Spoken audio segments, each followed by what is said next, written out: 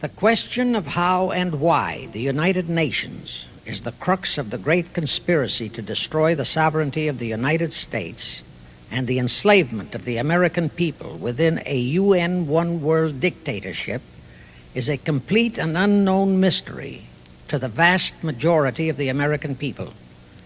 The reason for this unawareness of the frightening danger to our country and to the entire free world is simple. The masterminds behind this great conspiracy have absolute control of all of our mass communications media, especially television, the radio, the press, and Hollywood. We all know that our State Department, the Pentagon, and the White House have brazenly proclaimed that they have the right and the power to manage the news, to tell us not the truth, but what they want us to believe. They have seized that power on orders from their masters of the great conspiracy. And the objective is to brainwash the people into accepting the phony peace bait to transform the United States into an enslaved unit of the United Nations one world government. First of all, bear in mind that the so-called UN police action in Korea, fought by the United States, in which 150,000 of our sons were murdered and maimed, was part of the plot, just as the undeclared by Congress war in Vietnam, in which our sons are dying, is part of the plot, just as the plot against Rhodesia and South Africa, in which our sons will be dying, is part of the UN plot. However, the vitally important thing for all Americans, all you mothers of the boys who died in Korea and are now dying in Vietnam, to know is that our so-called leaders in Washington, whom we elected to safeguard our nation and our Constitution, are the betrayers, and that behind them are a comparatively small group of men whose sole objective is to enslave the whole world of humanity in their satanic plot of one world government. Now, in order to give you a very clear picture of this satanic plot, I will go back to its beginning, clear back in the middle of the 18th century, and name the men who put that plot into action, and then bring you down to the present, today's status of that plot. Now, as a matter of further intelligence, a term used by the FBI, let me clarify the meaning of the expression, "He is a liberal." The enemy, meaning the one world conspirators, have seized upon that word liberal as a cover-up for their activities. It sounds so innocent and so humanitarian to be liberal. Well, make sure that the person who calls himself a liberal or is described as a liberal is not in truth a red. Now then, this satanic plot was launched back in the 1760s when it first came into existence under the name of the Illuminati. This Illuminati was organized by one Adam Weishaupt, born a Jew, who was converted to Catholicism and became a Catholic priest, and then, at the behest of the then newly organized House of Rothschild, defected and organized the Illuminati. Naturally, the Rothschilds financed that operation. And every war since then, beginning with the French Revolution, has been promoted by the Illuminati, operating under various names and guises. I say under various names and guises because after the Illuminati was exposed and became too notorious, Weishaupt and his co-conspirators began to operate under various other names. In the United States, immediately after World War I, they set up what they called the Council on Foreign Relations, commonly referred to as the CFR. And this CFR is actually the Illuminati in the United States. And its hierarchy, the masterminds in control of the CFR, to a very great extent are the descendants of the original Illuminati conspirators. But to conceal that fact, Most of them changed their original family names to American-sounding names. For example, the true name of the Dillons, Clarence and Douglas Dillon, once Secretary of the U.S. Treasury Department, is Lepowski. I'll come back to all this later. There is a similar establishment of the Illuminati in England, operating under the name of the British Institute of International Affairs. There are similar secret Illuminati organizations in France, Germany, and other nations operating under different names. And all these organizations, including the CFR, continuously set up numerous subsidiary or front organizations that are infiltrated into every phase of the various nations' affairs.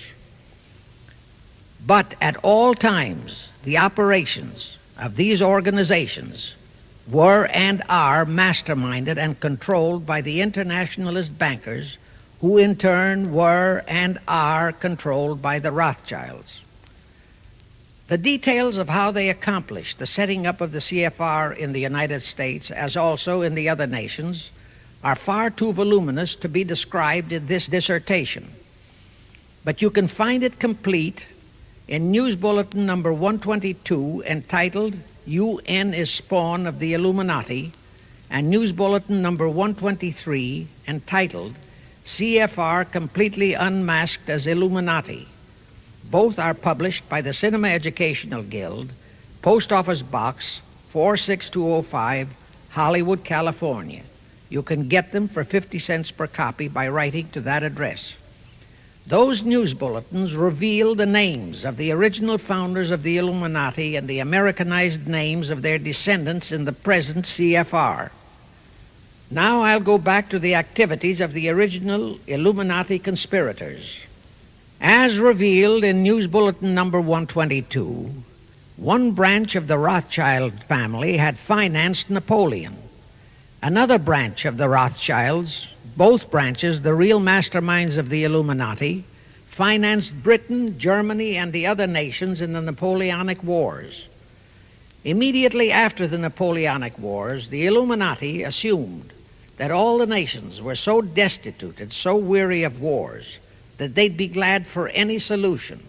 So the Rothschild stooges set up what they called the Congress in Vienna, and at that meeting they tried to create the first League of Nations, their first attempted one world government, on the theory that all the crowned heads of the European governments were so deeply in debt to them that they would willingly or unwillingly serve as their stooges.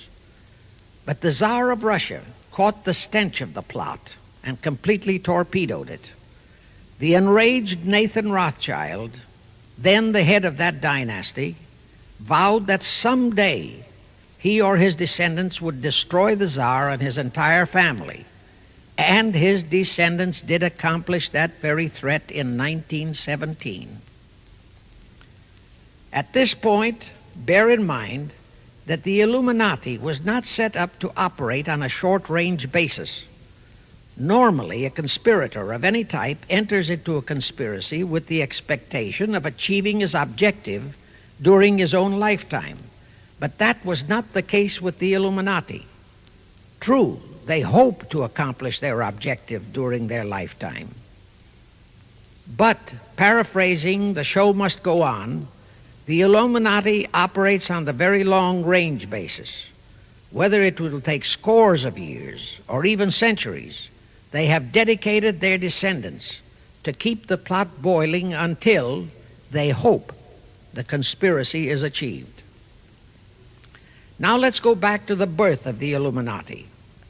Adam Weishaupt was a Jesuit-trained professor of canon law, teaching in Ingolstadt University when he defected from Christianity to embrace the Luciferian conspiracy.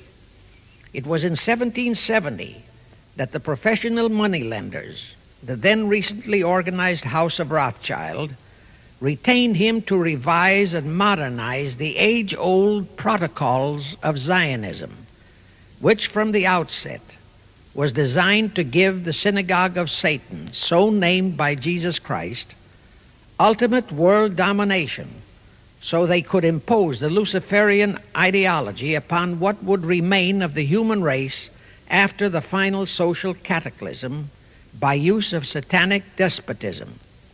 Weishaupt completed his task May 1st, 1776. Now you know why May 1 is the great day with all communist nations to this very day. That was the day, May 1, 1776, that Weishaupt completed his plan and officially organized the Illuminati to put the plan into execution. That plan required the destruction of all existing governments and religions. That objective was to be reached by dividing the masses of people whom he, Weishaupt, termed Goyim, or human cattle, into opposing camps in ever-increasing numbers on political, social, economic, and other issues, the very conditions we have in our country today.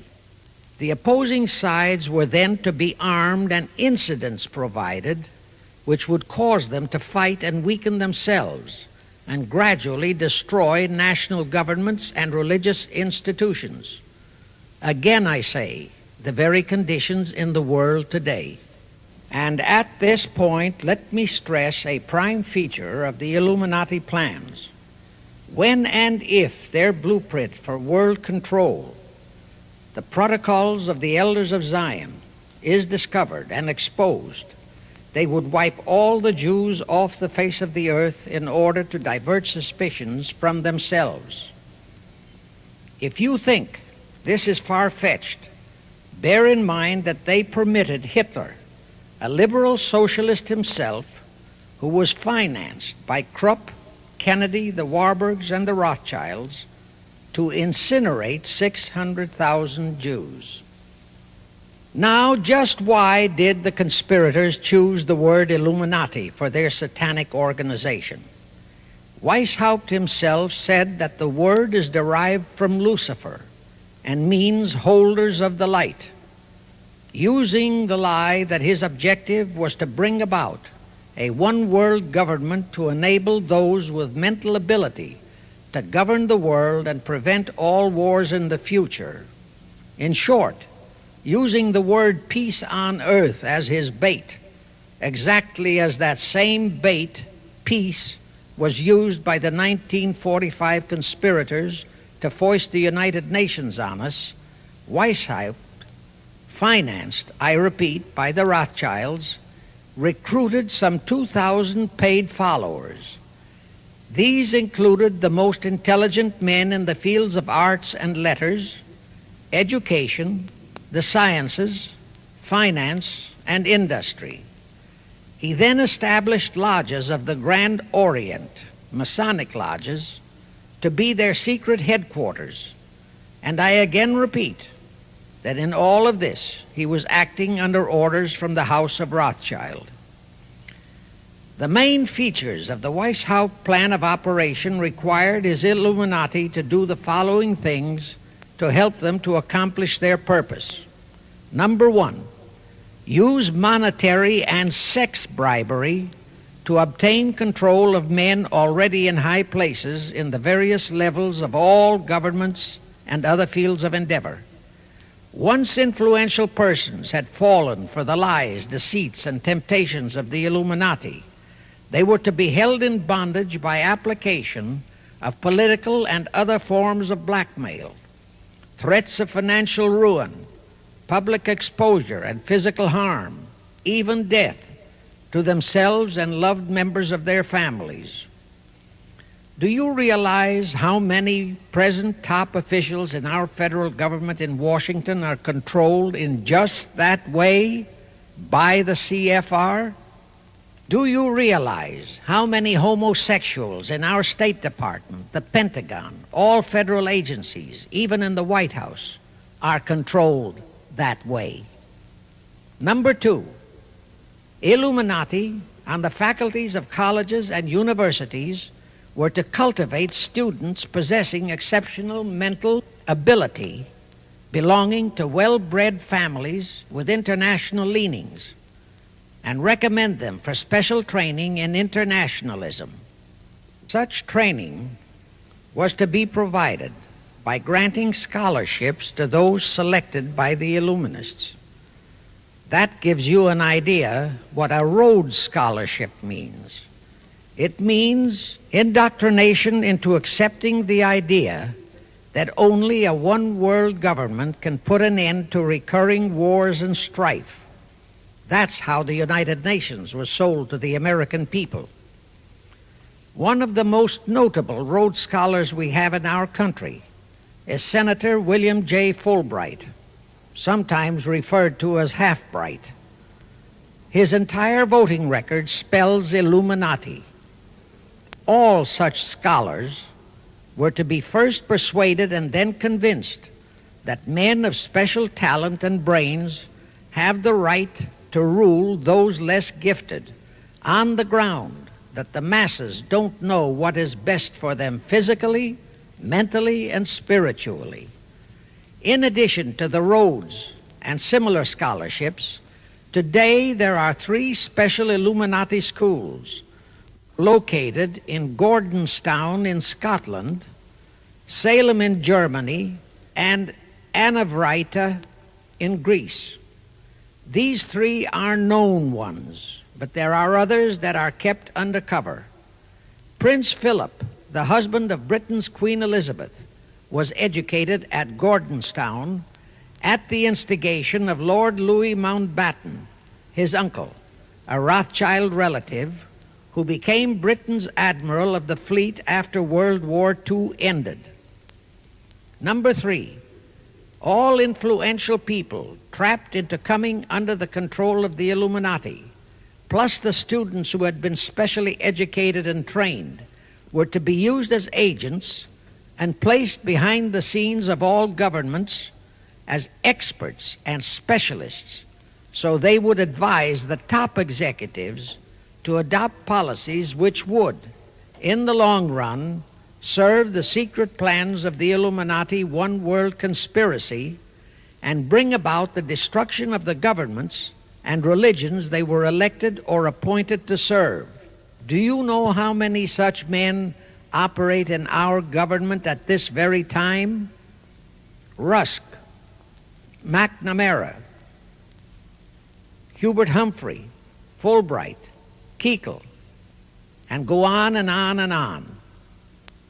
Number 4, perhaps the most vital directive in Weishaupt's plan was to obtain absolute control of the press, at that time the only mass communications media, to distribute information to the public, so that all news and information could be slanted, so that the masses could be convinced that a one-world government is the only solution to our many and varied problems. Now do you know who owns and controls our mass communications media? I'll tell you, practically all the movie lots in Hollywood is owned by the Lehmans, Kuhn Loeb and Company, Goldman Sachs, and other internationalist bankers. All the national radio and TV channels in the nation are owned and controlled by those same internationalist bankers. The same is true of every chain of metropolitan newspapers and magazines, also of the press wire services, such as Associated Press, United Press International, etc. The supposed heads of all those media are merely the fronts for the internationalist bankers, who in turn compose the hierarchy of the CFR, today's Illuminati in America. Now can you understand why the Pentagon's press agent Sylvester so brazenly proclaimed that the government has the right to lie to the people? What he really meant was that our CFR-controlled government had the power to lie to and be believed by the brainwashed American people. And let's again go back to the first days of the Illuminati. Because Britain and France were the 2 greatest world powers in the late years of the 18th century, Weishaupt ordered the Illuminati to foment the colonial wars, including our Revolutionary War, to weaken the British Empire and organize the French Revolution to destroy the French Empire. He scheduled the French Revolution to start in 1789. However, in 1784, a true act of God placed the Bavarian government in possession of evidence which proved the existence of the Illuminati, and that evidence could have saved France if they, the French government, hadn't refused to believe it. Here is how that act of God happened. It was in 1874 that Weishaupt issued his orders for the French Revolution. A German writer named Zwack put it into book form.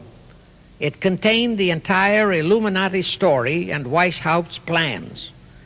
A copy of this book was sent to the Illuminists in France, headed by Robespierre, whom Weishaupt had delegated to foment the French Revolution.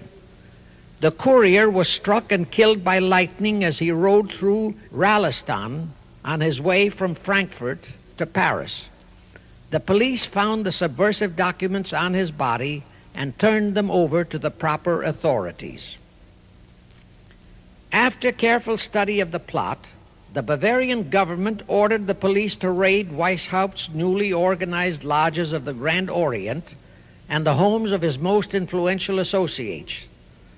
All additional evidence thus discovered convinced the authorities the documents were genuine copies of the conspiracy by which the Illuminati planned to use wars and revolutions to bring about the establishment of a one-world government, the powers of which they, headed by the Rothschilds, intended to usurp as soon as it was established, exactly in line with the United Nations plot of today.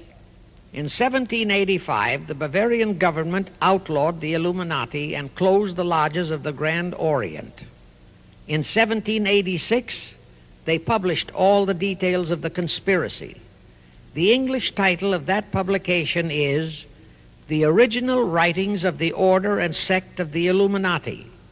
Copies of the entire conspiracy were sent to all the heads of church and state in Europe. But the power of the Illuminati, which was actually the power of the Rothschilds, was so great that this warning was ignored. Nevertheless, Illuminati became a dirty word, and it went underground. At the same time, Weishaupt ordered Illuminists to infiltrate into the lodges of Blue Masonry and form their own secret societies within all secret societies. Only Masons who proved themselves internationalists and those whose conduct proved they had defected from God were initiated into the Illuminati.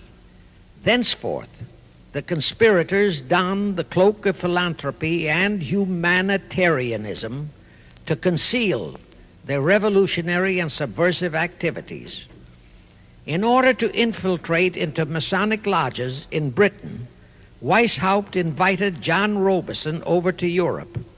Robison was a high-degree Mason in the Scottish Rite. He was a professor of natural philosophy at Edinburgh University and secretary of the Royal Society of Edinburgh.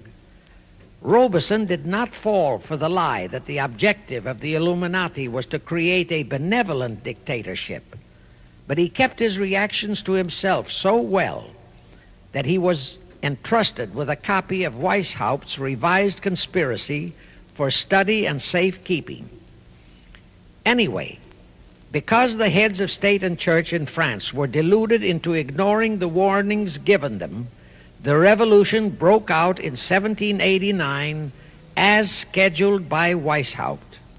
In order to alert other governments to their danger, in 1798 Robison published a book entitled Proof of a Conspiracy to Destroy All Governments and Religions. But his warnings were ignored, exactly as our American people have been ignoring all warnings about the United Nations and the Council on Foreign Relations, the CFR. Now here is something that will stun and very likely outrage many who hear this, but there is documentary proof that our own Thomas Jefferson and Alexander Hamilton became students of Weishaupt's. Jefferson was one of Weishaupt's strongest defenders when he was outlawed by his government. And it was Jefferson who infiltrated the Illuminati into the then newly organized lodges of the Scottish Rite in New England. Here is the proof. In 1789, John Robeson warned all Masonic leaders in America that the Illuminati had infiltrated into their lodges. And on July 19, 1789, David Papin, president of Harvard University, issued the same warning to the graduating class and lectured them on the influence Illuminism was acquiring on American politics and religion. And to top it off, John Quincy Adams, who had organized the New England Masonic lodges, issued his warnings. He wrote 3 letters to Colonel William L. Stone, a top Mason, in which he exposed how Jefferson was using Masonic lodges for subversive, Illuministic purposes. Those 3 letters are at this very time in Rittenberg Square Library in Philadelphia. In short, Jefferson, founder of the Democratic Party, was a member of the Illuminati, which at least partly accounts for the condition of the party at this time. And through infiltrations of the Republican Party, we have exactly nothing of loyal Americanism today. That disastrous rebuff at the Congress at Vienna, created by the Tsar of Russia, did not by any means destroy the Illuminati conspiracy. It merely forced them to adopt a new strategy. Realizing that the one world idea was, for the moment, killed, the Rothschilds decided that to keep the plot alive, they'd have to do it by heightening their control of the money systems of the European nations. Earlier, by a ruse, the outcome of the Battle of Waterloo had been falsified. Rothschild had spread a story that Napoleon had won that battle. That had precipitated a terrific panic on the stock market in England. All stocks had plummeted down to practically zero, and Nathan Rothschild bought all the stocks for virtually a penny on its dollar values. That gave him complete control of the economy of Britain and virtually of all Europe. So immediately after that Congress in Vienna had boomeranged, Rothschild forced Britain to set up a new Bank of England, which he absolutely controlled, exactly as later, through Jacob Schiff, he engineered our own Federal Reserve Act, which gave the House of Rothschild a secret control of the economy in the United States. But now for a moment, let's dwell on the activities of the Illuminati in the United States. In 1826, one Captain William Morgan decided it was his duty to inform all Masons and the general public what the full truth was regarding the Illuminati, their secret plans and intended objectives. Also reveal the identities of the masterminds of the conspiracy. The Illuminati promptly tried Morgan in absentia and convicted him of treason. They ordered one Richard Howard, an English Illuminist, to carry out their sentence of execution as a traitor.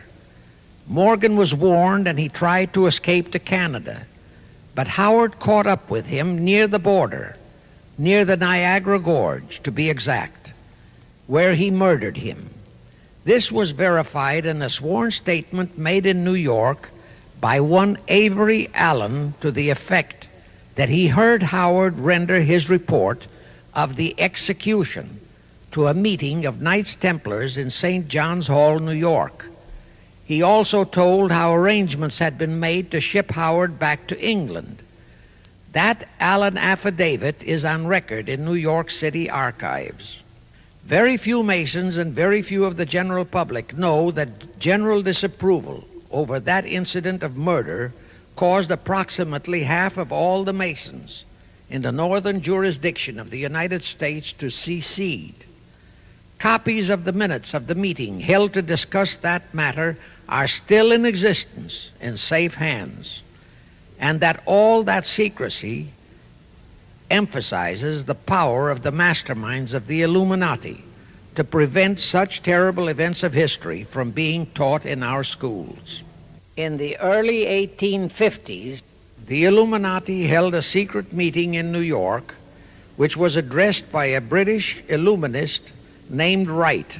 Those in attendance were told that the Illuminati was organizing to unite the nihilist and atheist groups with all other subversive groups into an international to be known as communists. That was when the word communist first came into being, and it was intended to be the supreme weapon and scare word to terrify the whole world and drive the terrorized peoples into the Illuminati one world scheme. This scheme, communism, was to be used to enable the Illuminati to foment future wars and revolutions. Clinton Roosevelt, a direct ancestor of Franklin Roosevelt, Horace Greeley and Charles Dana, foremost newspaper publishers of that time, were appointed to head a committee to raise funds for the new venture. Of course, most of the funds were provided by the Rothschilds. And this fund was used to finance Karl Marx and Engels when they wrote Das Kapital and the Communist Manifesto in Soho, England. And this clearly reveals that communism is not a so-called ideology, but a secret weapon, a bogeyman word to serve the purpose of the Illuminati. Weishaupt died in 1830, but prior to his death he prepared a revised version of the age-old conspiracy, the Illuminati, which under various aliases was to organize, finance, direct, and control all international organizations and groups by working their agents into executive positions at the top. In the United States, we have Woodrow Wilson, Franklin Roosevelt, Jack Kennedy, Johnson, Rusk, McNamara, Fulbright, etc. as prime examples. In addition, while Karl Marx was writing the Communist Manifesto under the direction of one group of Illuminists, Professor Karl Ritter of Frankfurt University was writing the antithesis under direction of another group. The idea was that those who direct the overall conspiracy could use the differences in those two so-called ideologies to enable them to divide larger and larger members of the human race into opposing camps so that they could be armed and then brainwashed into fighting and destroying each other, and particularly to destroy all political and religious institutions. The work Ritter started was continued after his death and completed by the German so-called philosopher Friedrich Wilhelm Nietzsche, who founded Nietzscheism. This Nietzscheism was later developed into fascism and then into Nazism and was used to foment World Wars I and II. In 1834, the Italian revolutionary leader Giuseppe Mazzini was selected by the Illuminati to direct their revolutionary program throughout the world. He served in that capacity until he died in 1872. But some years before he died, Mazzini had enticed an American general named Albert Pike into the Illuminati. Pike was fascinated by the idea of a one-world government, and ultimately he became the head of this Luciferian conspiracy. Between 1859 and 1871, he, Pike, worked out a military blueprint for 3 world wars and various revolutions throughout the world, which he considered would forward the conspiracy to its final stage in the 20th century. Again, I remind that these conspirators were never concerned with immediate success. They always operated on a long-range view. Pike did most of his work in his home in Little Rock, Arkansas. But a few years later, when the Illuminati's lodges of the Grand Orient became suspect and repudiated because of Mazzini's revolutionary activities in Europe, Pike organized what he called the New and Reformed Palladian Rite. He set up 3 supreme councils, one in Charleston, South Carolina, one in Rome, Italy, and the third in Berlin, Germany. He had Mazzini establish 23 subordinate councils in strategic locations throughout the world. These have been the secret headquarters of the world revolutionary movement ever since. Long before Marconi invented radio, the scientists in the Illuminati had found the means for Pike and the heads of his councils to communicate secretly.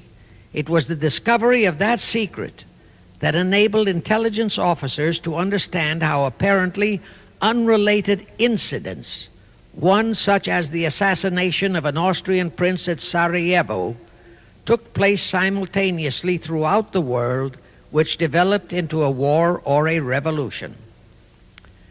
Pike's plan was as simple as it has proved effective.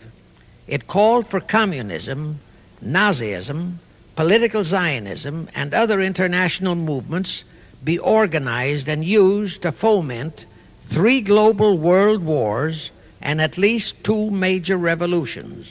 The First World War was to be fought so as to enable the Illuminati to destroy Tsarism in Russia, as vowed by Rothschild after the Tsar had torpedoed his scheme at the Congress in Vienna, and to transform Russia into a stronghold of atheistic communism. The differences stirred up by agents of the Illuminati between the British and German empires were to be used to foment this war. After the war would be ended, communism was to be built up and used to destroy other governments and weaken religions. World War II, when and if necessary, was to be fomented by using the controversies between fascists and political Zionists. And here let it be noted that Hitler was financed by Krupp, the Warburgs, the Rothschilds, and other internationalist bankers, and that the slaughter of the supposed 600,000 Jews by Hitler didn't bother the Jewish internationalist bankers at all. That slaughter was necessary in order to create worldwide hatred of the German people and thus bring about the war against them. In short, this Second World War was to be fought to destroy Nazism and to increase the power of political Zionism so that the State of Israel could be established in Palestine. During this World War II, international communism was to be built up until it equaled in strength that of united Christendom. When it reached that point, it was to be contained and kept in check until required for the final social cataclysm. As we know now, Roosevelt, Churchill, and Stalin put that exact policy into effect, and Truman, Eisenhower, Kennedy, and Johnson continued that same exact policy. World War III is to be fomented by using the so-called controversies the agents of the Illuminati, operating under whatever new name, are now stirring up between the political Zionists and the leaders of the Muslim world. That war is to be directed in such a manner that all of Islam and political Zionism, Israel, will destroy each other, while at the same time the remaining nations, once more divided on this issue, will be forced to fight themselves into a state of complete exhaustion, physically, mentally, spiritually, and economically. Now, can any thinking person doubt that the intrigue now going on in the Near, Middle, and Far East is designed to accomplish that satanic objective? Pike himself foretold all this in a statement he made to Mazzini on August 15, 1871. Pike stated that after World War III is ended, those who will inspire to undisputed world domination will provoke the greatest social cataclysm the world has ever known. Quoting his own words, taken from the letter he wrote to Mazzini, and which letter is now catalogued in the British Museum in London, England, he said, "We shall unleash the nihilists and the atheists, and we shall provoke a great social cataclysm which in all its horror will show clearly to all nations the effect of absolute atheism, the origin of savagery and of most bloody turmoil.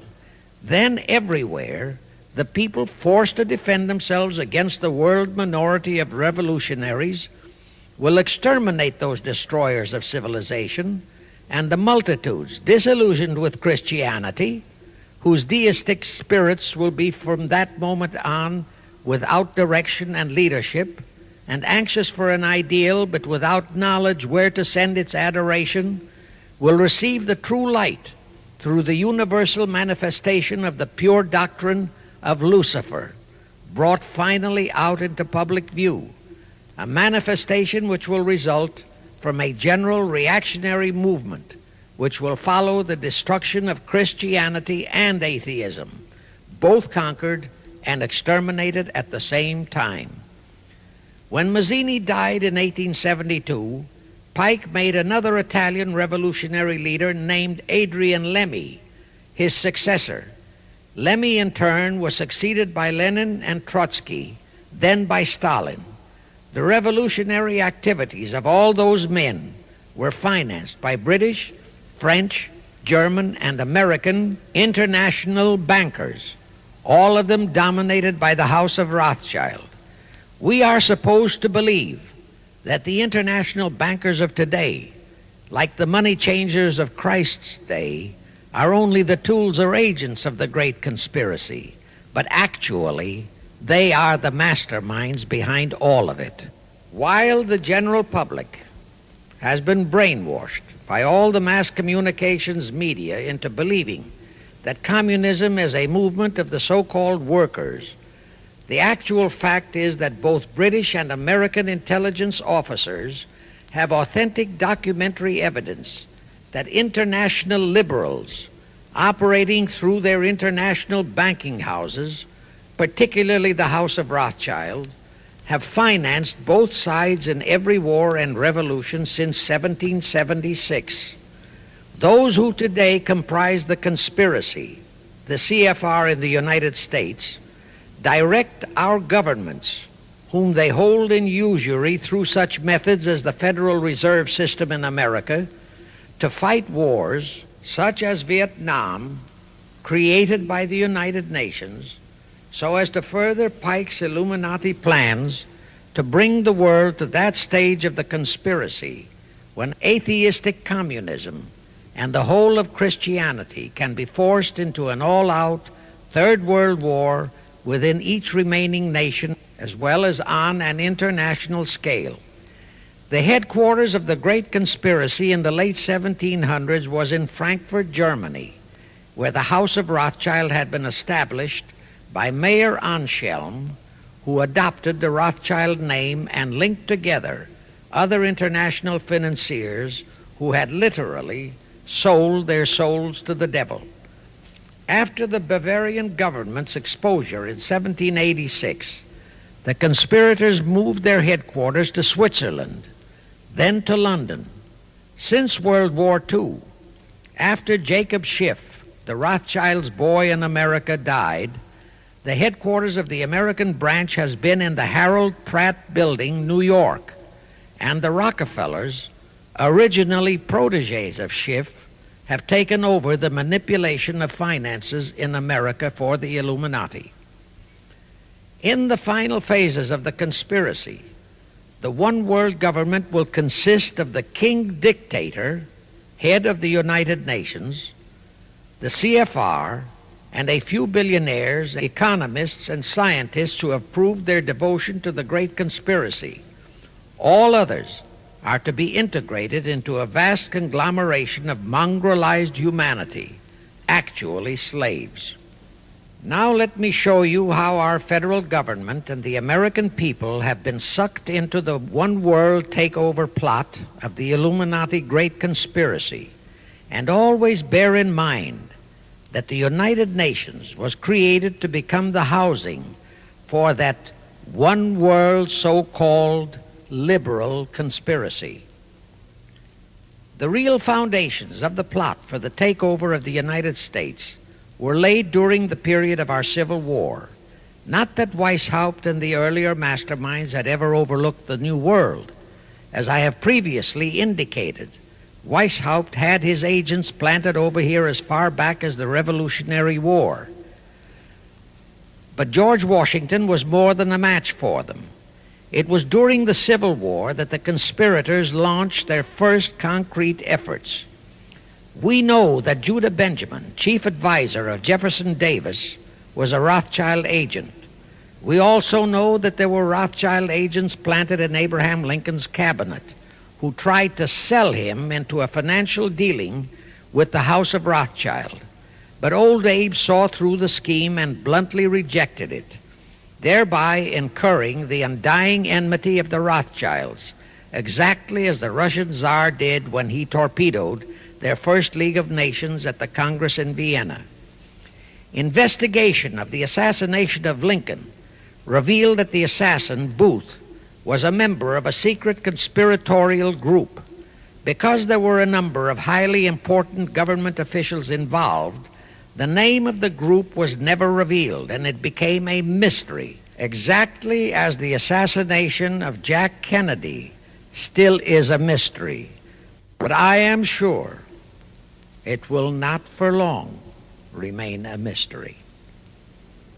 Anyway, the ending of the Civil War destroyed, temporarily, all chances of the House of Rothschild to get a clutch on our money system, such as they had acquired in Britain and other nations in Europe.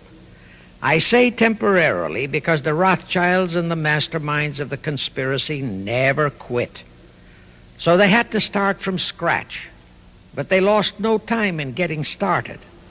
Shortly after the Civil War, a young immigrant who called himself Jacob H. Schiff arrived in New York. Jacob was a young man with a mission for the House of Rothschild. Jacob was the son of a rabbi, born in one of Rothschild's houses in Frankfurt, Germany.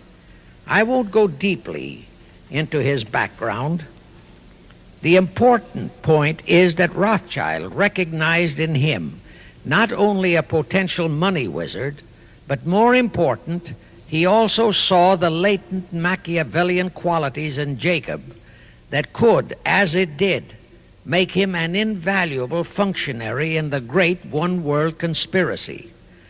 After a comparatively brief training period in the Rothschilds' London bank, Jacob left for America with instructions to buy into a banking house, which was to be the springboard to acquire control of the money system of the United States. Actually, Jacob came here to carry out 4 specific assignments. Number 1, and most important, was to acquire control of America's money system. Number 2, find desirable men who, for a price, would be willing to serve as stooges for the great conspiracy and promote them into high places in our federal government, our Congress, in the U.S. Supreme Court, and all federal agencies. Number 3, create minority group strife throughout the nations, particularly between whites and blacks. Number 4, create a movement to destroy religion in the United States, but Christianity to be the chief target. Earlier, I stated that Jacob Schiff came to America with orders by Rothschild to carry out 4 specific directives. The first and most important one was to get control of the United States money system. Let's trace Schiff's step to accomplish that directive. As a first step, he had to buy into a banking house, but it had to be the kind of a house that he could absolutely control and mold for that primary objective of entrapping our U.S. money system. After carefully scouting around, Jacob bought a partnership in a firm that called itself Kuhn and Loeb. Like Schiff, Kuhn and Loeb were immigrants from German Jewish ghettos. They came to the United States in the mid-1840s. Both started their business careers as itinerant pack peddlers. In the early 1850s, they pooled their interests and set up a merchandising store in Lafayette, Indiana, under the firm name of Kuhn and Loeb, servicing the covered wagon settlers on their way west. In the years that followed, they set up similar stores in Cincinnati and St. Louis. Then they added pawnbroking to their merchandising pursuits. From that to money lending was a short and quick step. By the time Schiff arrived on the scene, Kuhn and Loeb was a well-known private banking firm, and this is the firm Jacob bought into. Shortly after he became a partner in Kuhn and Loeb, Schiff married Loeb's daughter, Teresa. Then he bought out Kuhn's interests and moved the firm to New York, and Kuhn and Loeb became Kuhn, Loeb and Company, international bankers, with Jacob Schiff, agent of the Rothschilds, ostensibly the sole owner. And throughout his career, this blend of Judas and Machiavelli, the first hierarch of the Illuminati, great conspiracy in America, posed as a generous philanthropist and a man of great holiness, the cover-up policy set forth by the Illuminati. As I have stated, the first great step of the conspiracy was to be the entrapment of our money system. To achieve that objective, Schiff had to get full cooperation of the then big banker elements in America, and that was easier said than done. Even in those years, Wall Street was the heart of the American money mart, and J.P. Morgan was its dictator. Next in line were the Drexels and the Biddles in Philadelphia. All the other financiers, big and little, danced to the music of those three houses, but particularly to that of Morgan. All of those three were proud, haughty, arrogant potentates. For the first few years, they viewed the little bewhiskered man from the German ghettos with utter contempt. But Jacob knew how to overcome that. He threw a few Rothschild bones to them, said bones being distribution in America of desirable European stock and bond issues. Then he discovered he had a still more potent weapon in his hands in the following. It was in the decades following our Civil War that our industries began to burgeon. We had great railroads to build. The oil, mining, steel, textile industries were bursting out of their swaddling clothes. All that called for vast financing. Much of that financing had to come from abroad. That meant the House of Rothschild, and that was when Schiff came into his own. He played a very crafty game. He became the patron saint of John D. Rockefeller, Edward R. Harriman, and Andrew Carnegie. He financed the Standard Oil Company for Rocky, the railroad empire for Harriman, and the steel empire for Carnegie. But instead of hogging all the other industries for Kuhn, Loeb and Company, he opened the doors of the House of Rothschild to Morgan, Biddle, and Drexel. In turn, Rothschild arranged the setting up of London, Paris, European, and other branches for those three, but always in partnerships with Rothschild subordinates.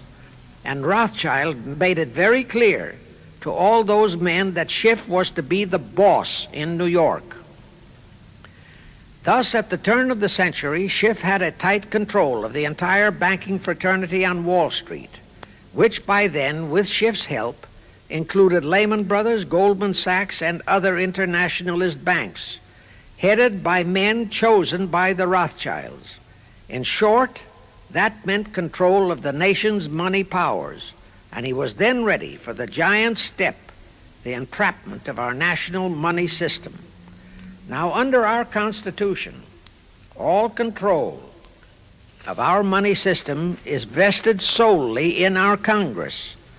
Schiff's next important step was to seduce our Congress to betray that constitutional edict by surrendering that control to the hierarchy of the Illuminati's great conspiracy.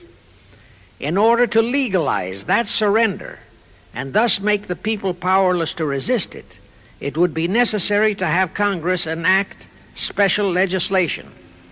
To accomplish that, Schiff would have to infiltrate stooges into both houses of Congress, stooges powerful enough to railroad Congress into passing such legislation. Equally, or even more important, he would have to plant a stooge in the White House, a president without integrity and without scruples, who would sign that legislation into law. To accomplish that, he had to get control of either the Republican or the Democratic Party. The Democratic Party was the more vulnerable. It was the hungrier of the two parties. Except for Grover Cleveland, the Democrats had been unable to land one of their men in the White House since before the Civil War. There were two reasons for that. Number one, poverty of the party. Number two, there were considerably more Republican-minded voters than Democrats. The poverty matter was not a great problem, but the voter problem was a different story. But as I previously said, Schiff was a smart cookie. Here is the atrocious and murderous method he employed to solve that voter problem. His solution emphasizes how very little the Jewish internationalist bankers care about their own racial brethren, as you shall see. Suddenly, around 1890, there broke out a nationwide series of pogroms in Russia. Many, many thousands of innocent Jews, men, women, and children, were slaughtered by the Cossacks and other peasants. Similar pogroms with similar slaughter of innocent Jews broke out in Poland, Romania, and Bulgaria. All those pogroms were fomented by Rothschild agents. As a result, Jewish terrified refugees from all those nations swarmed into the United States, and that continued throughout the next 2 or 3 decades because the pogroms were continuous through all those years. All those refugees were aided by self-styled humanitarian committees set up by Schiff, the Rothschilds, and all the Rothschild affiliates. In the main, the refugees streamed into New York, but the Schiff-Rothschild humanitarian committees found ways to shuffle many of them into other large cities, such as Chicago, Boston, Philadelphia, Detroit, Los Angeles, etc.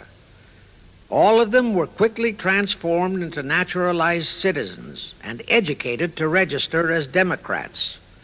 Thus, all of that so-called minority group became solid Democratic voter blocs in their communities, all controlled and maneuvered by their so-called benefactors. And shortly after the turn of the century, they became vital factors in the political life of our nation.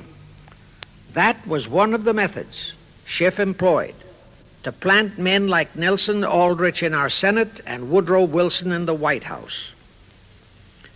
At this point, let me remind you of another of the important jobs that was assigned to Schiff when he was dispatched to America. I refer to the job of destroying the unity of the American people by creating minority group and racial strife. By the pogrom-driven Jewish refugees into America, Schiff was creating one ready-made minority group for that purpose. But the Jewish people as a whole, made fearful by the pogroms, could not be depended upon to create the violence necessary to destroy the unity of the American people. But right within America, there was an already made-to-order, although as yet a sleeping minority group, the Negroes, who could be sparked into so-called demonstrations, rioting, looting, murder, and every other type of lawlessness. All that was necessary was to incite and arouse them. Together, those two minority groups, properly maneuvered, could be used to create exactly the kind of strife in America the Illuminati would need to accomplish their objective. Thus, at the same time that Schiff and his co-conspirators were laying their plans for the entrapment of our money system, they were also perfecting plans to hit the unsuspecting American people with an explosive and terrifying racial upheaval that would tear the people into hate fractions and create chaos throughout the nation, especially on all college and university campuses. all protected by Earl Warren decisions and our so-called leaders in Washington. Of course, perfecting those plans required time and infinitely patient organizing. Now, to remove all doubts, I'll take a few moments to give you documentary proof of this racial strife plot. First of all, they had to create leaderships and organizations to draw in millions of dupes, both Jewish and Negroes, who would do the demonstrating and commit the rioting, looting, and lawlessness. So in 1909, Schiff, the Laymans, and other conspirators organized and set up the National Association for the Advancement of the Colored People, known as the NAACP. The presidents, directors, and legal counsels of the NAACP were always white men, Jews appointed by Schiff. And this is the case to this very day. Then, in 1913, the Schiff Group organized the Anti-Defamation League of the B'nai B'rith, commonly known as the ADL, to serve as the Gestapo and hatchet man outfit for the entire great conspiracy. Today, this sinister ADL maintains over 2,000 agencies in all parts of the country, and they advise and completely control every action of the NAACP, CORE, of the Urban League, of all the other so-called Negro civil rights organizations throughout the nation, including such leaders as Martin Lucifer King, Stokely Carmichael, Bayard Rustin, and others of that ilk. In addition, the ADL acquired absolute control of the advertising budgets of many department stores, hotel chains, and TV and radio industrialist sponsors, also advertising agencies, in order to control practically all the mass communications media and force every loyal newspaper to slant and falsify the news, and to further incite and at the same time create sympathy for the lawlessness and violence of the Negro mobs. Here is documentary proof of the beginning of their deliberate plot to foment the Negroes into all their lawlessness. Around 1910, one Israel Zangwill wrote a play entitled The Melting Pot. It was sheer propaganda to incite the Negroes and Jews, because the play purportedly visualized how the American people were discriminating against and persecuting Jews and Negroes. At that time, nobody seemed to realize that it was a propaganda play. It was that cleverly written.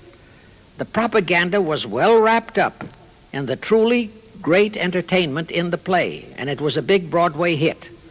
Now, in those years, the legendary Diamond Jim Brady used to throw a banquet at the famous Delmonico restaurant in New York after the opening performance of a popular play.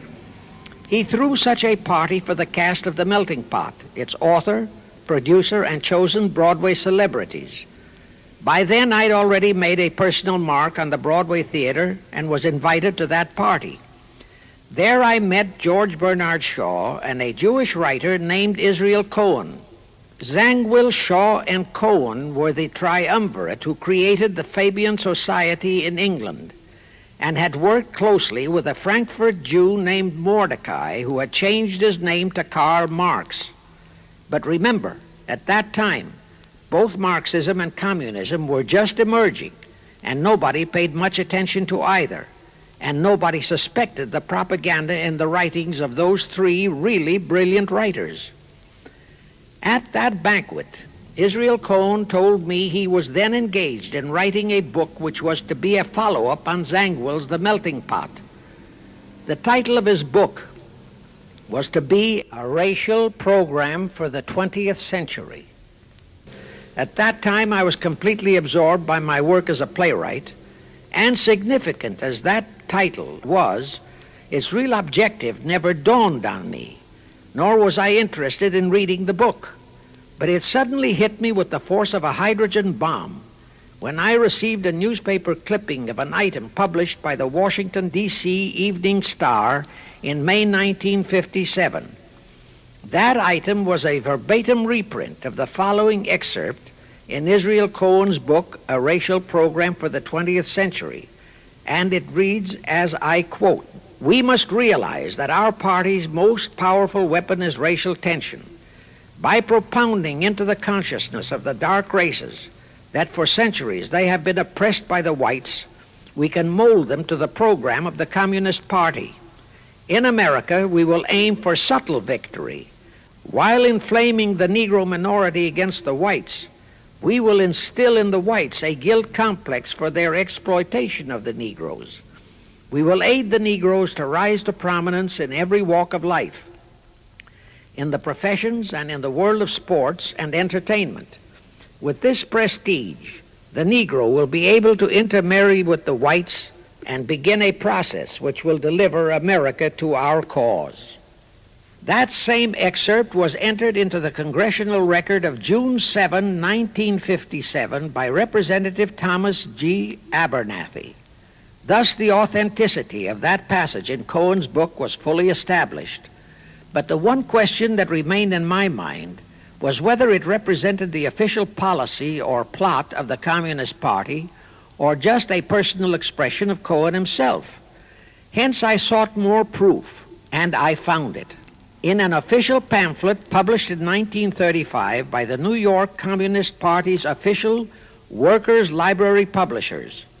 That pamphlet was entitled, "The Negroes in a Soviet America."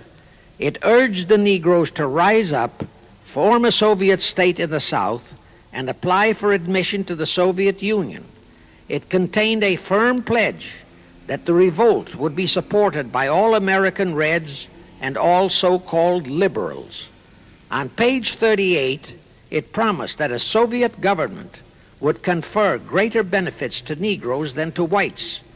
And again, this official communist pamphlet pledged that, I quote, "Any act of discrimination or prejudice against a Negro will become a crime under the revolutionary law," unquote.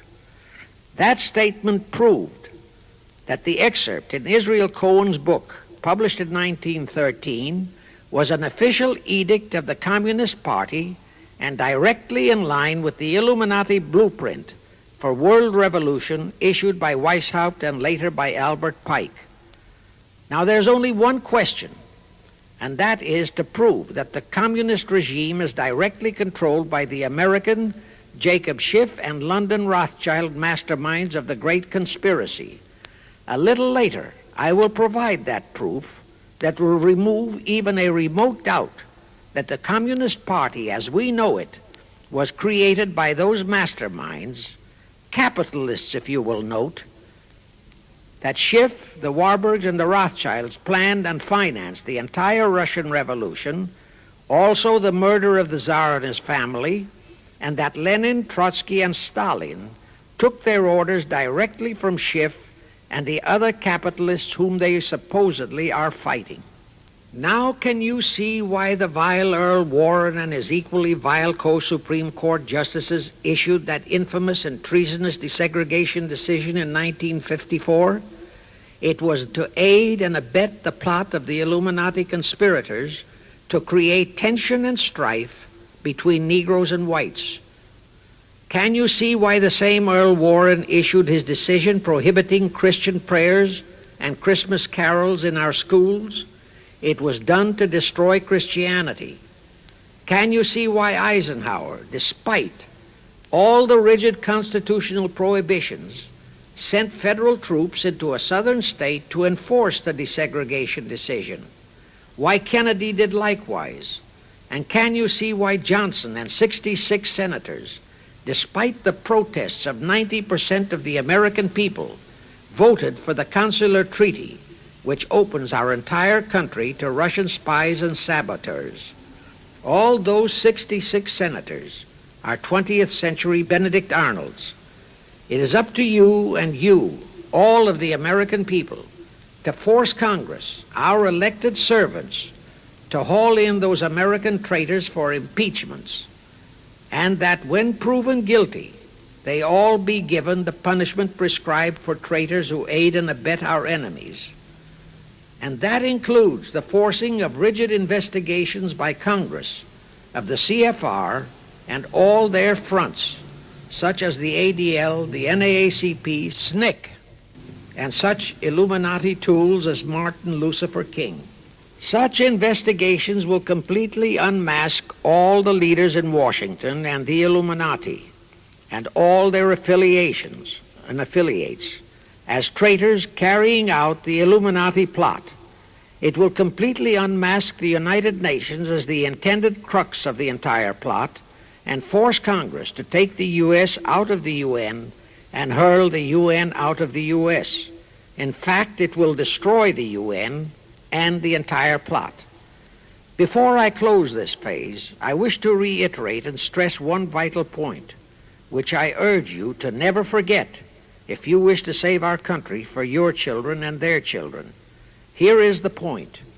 Every unconstitutional and unlawful act committed by Woodrow Wilson, by Franklin Roosevelt, by Truman, Eisenhower, and Kennedy, and are now being committed by Johnson, is exactly in line with the Illuminati conspirators' centuries-old plot outlined by Weishaupt and Albert Pike. Every vicious decision issued by the traitorous Earl Warren and his equally traitorous Supreme Court justices was directly in line with what the Illuminati blueprint required. That all the treason committed by our State Department under Rusk and earlier by John Foster Dulles and Marshall, also all the treason committed by McNamara and his predecessors, is directly in line with that same Illuminati blueprint for the takeover of the world. Also the amazing treason by various members of our Congress, especially by the 66 senators who signed for the Consular Treaty, has been committed on orders from the Illuminati. Now I will go back to Jacob Schiff's entrapment of our money system and the treasonous actions that followed. It will also reveal the Schiff-Rothschild control of not only Karl Marx, but of Lenin, Trotsky, and Stalin, who created the revolution in Russia and set up the Communist Party. It was in 1908 that Schiff decided the time had come for his seizure of our money system. His chief lieutenants in that seizure were Colonel Edward Mandel House, whose entire career was that of chief executive and courier for Schiff, as I shall show, Bernard Baruch, and Herbert Lehman. In the fall of that year, they assembled in secret conclave at the Jekyll Island Hunt Club, owned by J.P. Morgan at Jekyll Island, Georgia.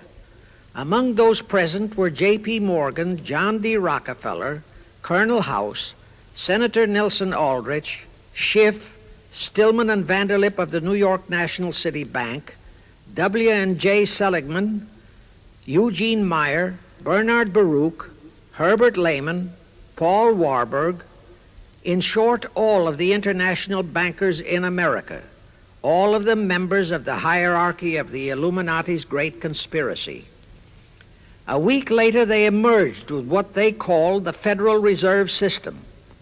Senator Aldrich was the stooge who was to railroad it through Congress. But they held that railroading in abeyance for one chief reason. They would first have to plant their man, an obedient stooge, in the White House to sign the Federal Reserve Act into law. They knew that even if the Senate would pass that act unanimously, the then newly elected President Taft would promptly veto it. So they waited. In 1912, their man, Woodrow Wilson, was elected to the presidency. Immediately after Wilson was inaugurated, Senator Aldrich railroaded the Federal Reserve Act through both houses of Congress, and Wilson promptly signed it, and the Federal Reserve Act became law. That heinous act of treason was committed in December 23, 1913, 2 days before Christmas, when all the members of Congress, except for several carefully picked representatives and 3 equally carefully picked senators, were away from Washington. How heinously treasonous was that act? I'll tell you.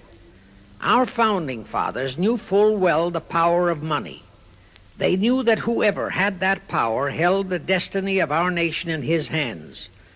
Therefore, they carefully guarded this power when they set forth in the Constitution that Congress, the elected representatives of the people, alone would have that power. The constitutional language on this point is brief, concise, and specific, stated in Article 1, Section 8, Paragraph 5, defining the duties and powers of Congress, and I quote, "To coin money, regulate the value thereof, and of foreign coin, and the standard of weights and measures," unquote. But on that tragic, unforgettable day of infamy, December 23, 1913, the men we sent to Washington to safeguard our interests, the representatives and senators and Woodrow Wilson, delivered the destiny of our nation into the hands of two aliens from Eastern Europe, Jacob Schiff and Paul Warburg. Warburg was a very recent immigrant who came here on orders from Rothschild for the express purpose of blueprinting that foul Federal Reserve Act. Now, the vast majority of the American people think that the Federal Reserve System is a United States government-owned agency. That is positively false. All of the stock of the Federal Reserve banks is owned by the member banks, and the heads of the member banks are all members of the hierarchy of the great Illuminati conspiracy known today as the CFR. The details of that act of treason in which many traitorous so-called Americans participated are far too long for this recording, but all those details are available in a book entitled The Federal Reserve Conspiracy, written by Eustace Mullins. In that book, Mullins tells the entire horrifying story and backs it up with unquestionable documentations. Aside from it being a truly fascinating and shocking story of that great betrayal, every American should read it as a matter of vital intelligence for the time when the whole American people will finally come awake and smash the entire conspiracy. And with God's help, that awakening will surely come. You can get a copy of that book from the publishers, the Christian Educational Association, 530 Chestnut Street, Union, New Jersey.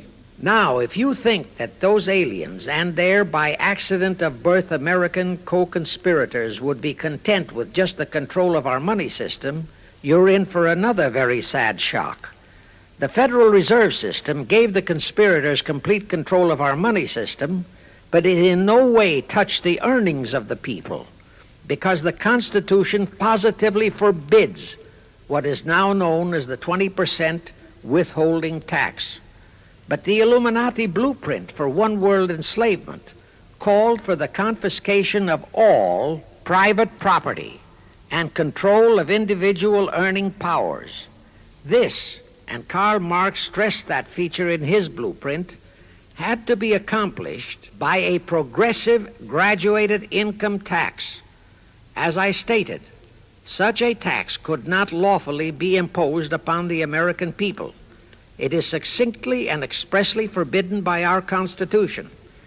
Thus, only an amendment to the Constitution could give the federal government such confiscatory powers. Well, that too was not an insurmountable problem for our Machiavellian plotters.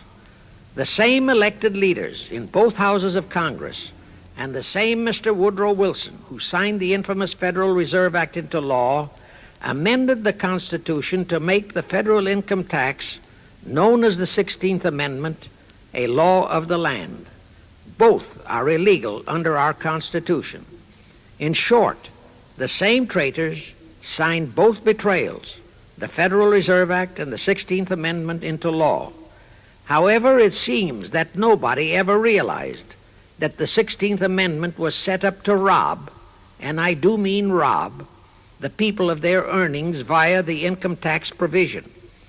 The plotters didn't fully use that provision until World War II, when that great humanitarian, Franklin Roosevelt, applied a 20% withholding tax on all small wage earners and up to 90% on higher incomes.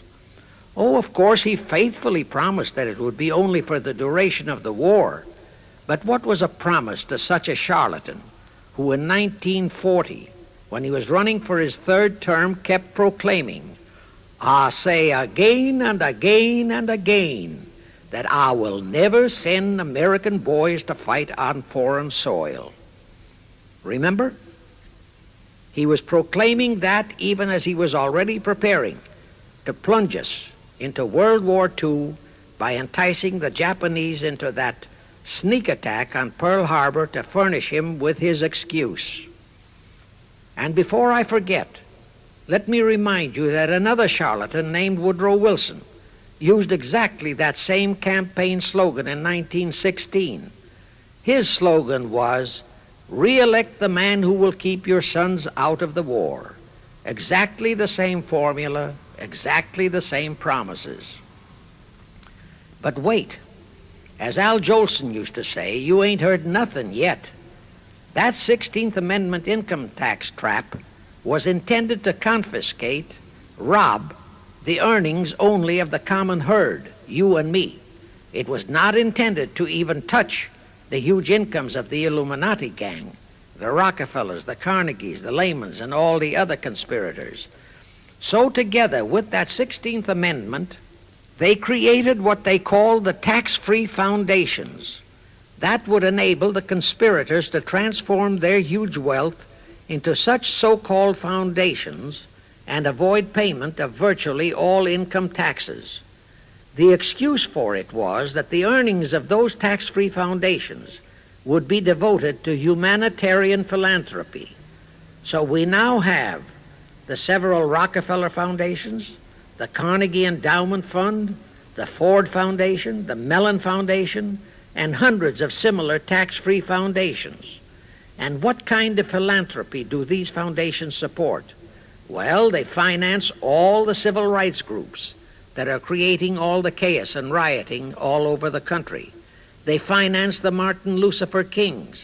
The Ford Foundation finances the Center for the Study of Democratic Institutions in Santa Barbara, commonly referred to as Moscow West, and which is headed by Wonderboy Hutchins, Walter Reuther, Irwin Canham, and others of that ilk. In short, the tax-free foundation financed those who are doing the job for the Illuminati great conspiracy. And what are the hundreds of billions of dollars they confiscate every year from the earnings of the common herd, you and me, used for?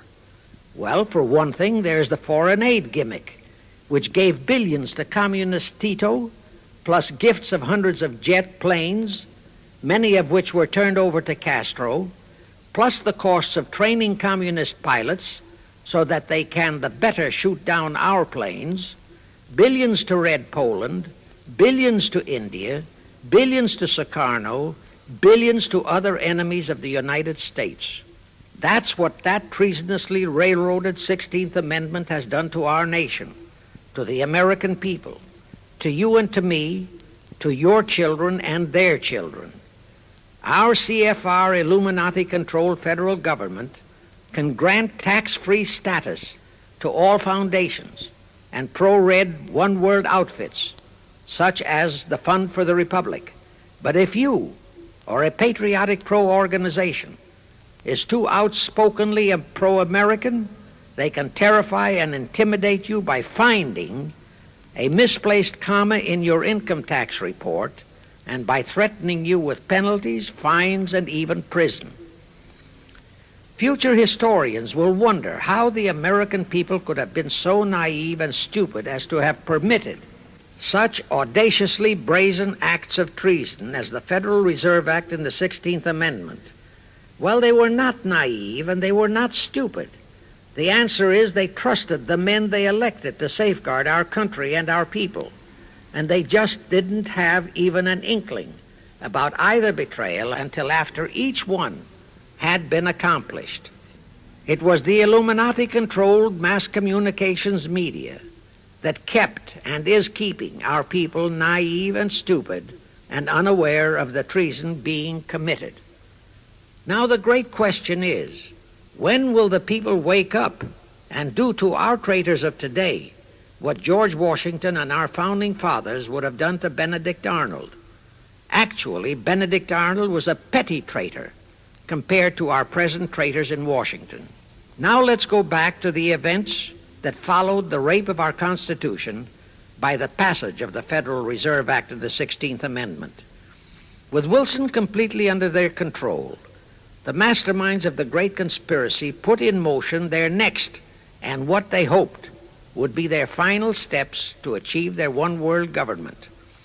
The first of those steps was to be World War I. Why war? Simple. The only excuse for a one world government is that it will supposedly ensure peace. The only thing that can make people cry for peace is war. War brings chaos, destruction, exhaustion, to winner as well as to loser. It brings economic ruin to both. Most important, it destroys the flower of the young manhood of both. To the saddened and heartbroken oldsters, the mothers and fathers, who are left with nothing but memories of their beloved sons, peace becomes worth any price. And that is the emotion upon which the conspirators depend for the success of their satanic plot. Throughout the 19th century, from 1814 to 1914, the world as a whole was at peace. Such wars as the Franco-Prussian, our own Civil War, the Russo-Japanese War, were what might be termed local disturbances that did not affect the rest of the world. All the great nations were prosperous, the peoples staunchly nationalistic and fiercely proud of their sovereignties. It was utterly unthinkable that the French and the German peoples would be willing to live under a one-world government, or the Turks and the Russians, or the Chinese and the Japanese.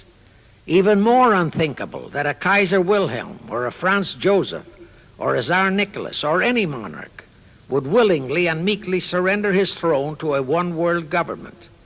But bear in mind that the peoples in all nations are the real power, and only one thing, war, could make the peoples yearn and clamor for a peace-ensuring one-world government. But it would have to be a frightful and horribly devastating war. It could not be just a local disturbing war between just two nations. It would have to be a world war. No major nation must be left untouched by the horrors and devastation of such a war. The cry for peace must be made universal. Actually, that was the format set by the Illuminati and Nathan Rothschild at the turn of the 19th century. They first maneuvered all of Europe into the Napoleonic Wars. Then the Congress in Vienna, which they, and particularly Rothschild, planned to transform into a League of Nations, which was to have been the housing for their one-world government, exactly as the present United Nations was set up to be the housing for the forthcoming, God forbid, one-world government. Anyway, that was the format the House of Rothschild and Jacob Schiff decided to employ to achieve their objective in 1914. Of course, they knew that that same format had failed in 1814, but they theorized that was only because the Tsar of Russia had torpedoed that scheme. Well, the present 1914 conspirators would eliminate that 1814 fly in the ointment. They'd make sure that after the New World War, they were conspiring, there'd be no Tsar of Russia around to throw monkey wrenches into the machinery. I won't go into how they accomplished this first step to launch a world war. History records that World War I was precipitated by a trivial incident, the kind of incident both Weishaupt and Albert Pike had incorporated in their blueprints. That incident was the assassination of an Austrian archduke, arranged by the Illuminati masterminds. The war followed. It involved Germany, Austria-Hungary, and their allies, so-called the Axis powers, against France, Britain, and Russia, called the Allies. Only the United States was not involved during the first 2 years. By 1917, the conspirators had achieved their primary objective. All of Europe was in a state of destitution. All the peoples were war-weary and crying for peace. And the outcome, too, was all set. It was to come as soon as the United States would be hurled in on the side of the Allies. And that was all set to happen immediately after Wilson's re-election. After that, there could be only one outcome: complete victory for the Allies. To fully confirm my statement that long before 1917, the conspiracy headed in America by Jacob Schiff had it all set to hurl the United States into that war, I will cite the proof. When Wilson was campaigning for re-election in 1916, his chief appeal was, "Re-elect the man who will keep your sons out of the war." But during that same campaign, the Republican Party publicly charged that Wilson had long committed himself to throw us into the war. They charged that if he would be defeated, he would accomplish that act during his few remaining months in office. But if re-elected, he would hold off until after re-election. But at that time, the American people looked upon Wilson as a God-man. Well, Wilson was re-elected, and as per the schedule of the conspirators, he hurled us into the war in 1917. He used the sinking of the Lusitania as an excuse, a sinking which also was prearranged. Roosevelt, also a God-man in the eyes of the American people, followed the same technique in 1941 when he used the prearranged Pearl Harbor attack as his excuse for hurling us into World War II. Now, exactly as the conspirators planned, victory for the Allies would eliminate all the monarchs of the defeated nations and leave all their peoples leaderless, confused, bewildered, and perfectly conditioned for the one world government the great conspiracy intended would follow. But there still would be an obstacle, the same obstacle that had balked the Illuminati and Rothschild at that Congress in Vienna peace gathering after the Napoleonic Wars. Russia would be on the winning side this time, as it was in 1814. Therefore, the Tsar would be securely on his throne. Here it is pertinent to note that Russia, under the Tsarist regime, had been the one country in which the Illuminati had never made any headway, nor had the Rothschilds ever been able to infiltrate their banking interests. Thus, a winning Tsar would be more difficult than ever to cope with. Even if he could be enticed into a so-called League of Nations, it was a foregone conclusion that he would never, but never go for a one-world government.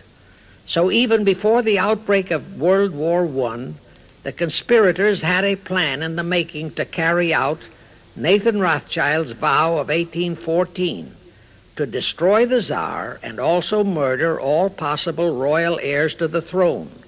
And it would have to be done before the close of the war, and the Russian Bolsheviki were to be their instruments in this particular plot. From the turn of the century, the chiefs of the Bolsheviki were Nikolai Lenin, Leon Trotsky, and later Joseph Stalin. Of course, those were not their true family names. Prior to the outbreak of the war, Lenin headquartered in Paris. After the outbreak, Switzerland became his haven. Trotsky's headquarters were on the Lower East Side in New York, largely the habitat of Russian Jewish refugees. Both Lenin and Trotsky were similarly bewhiskered and unkempt. In those days, that was the badge of Bolshevism. Both lived well, yet neither had a regular occupation. Neither had any visible means of support, yet both always had plenty of money.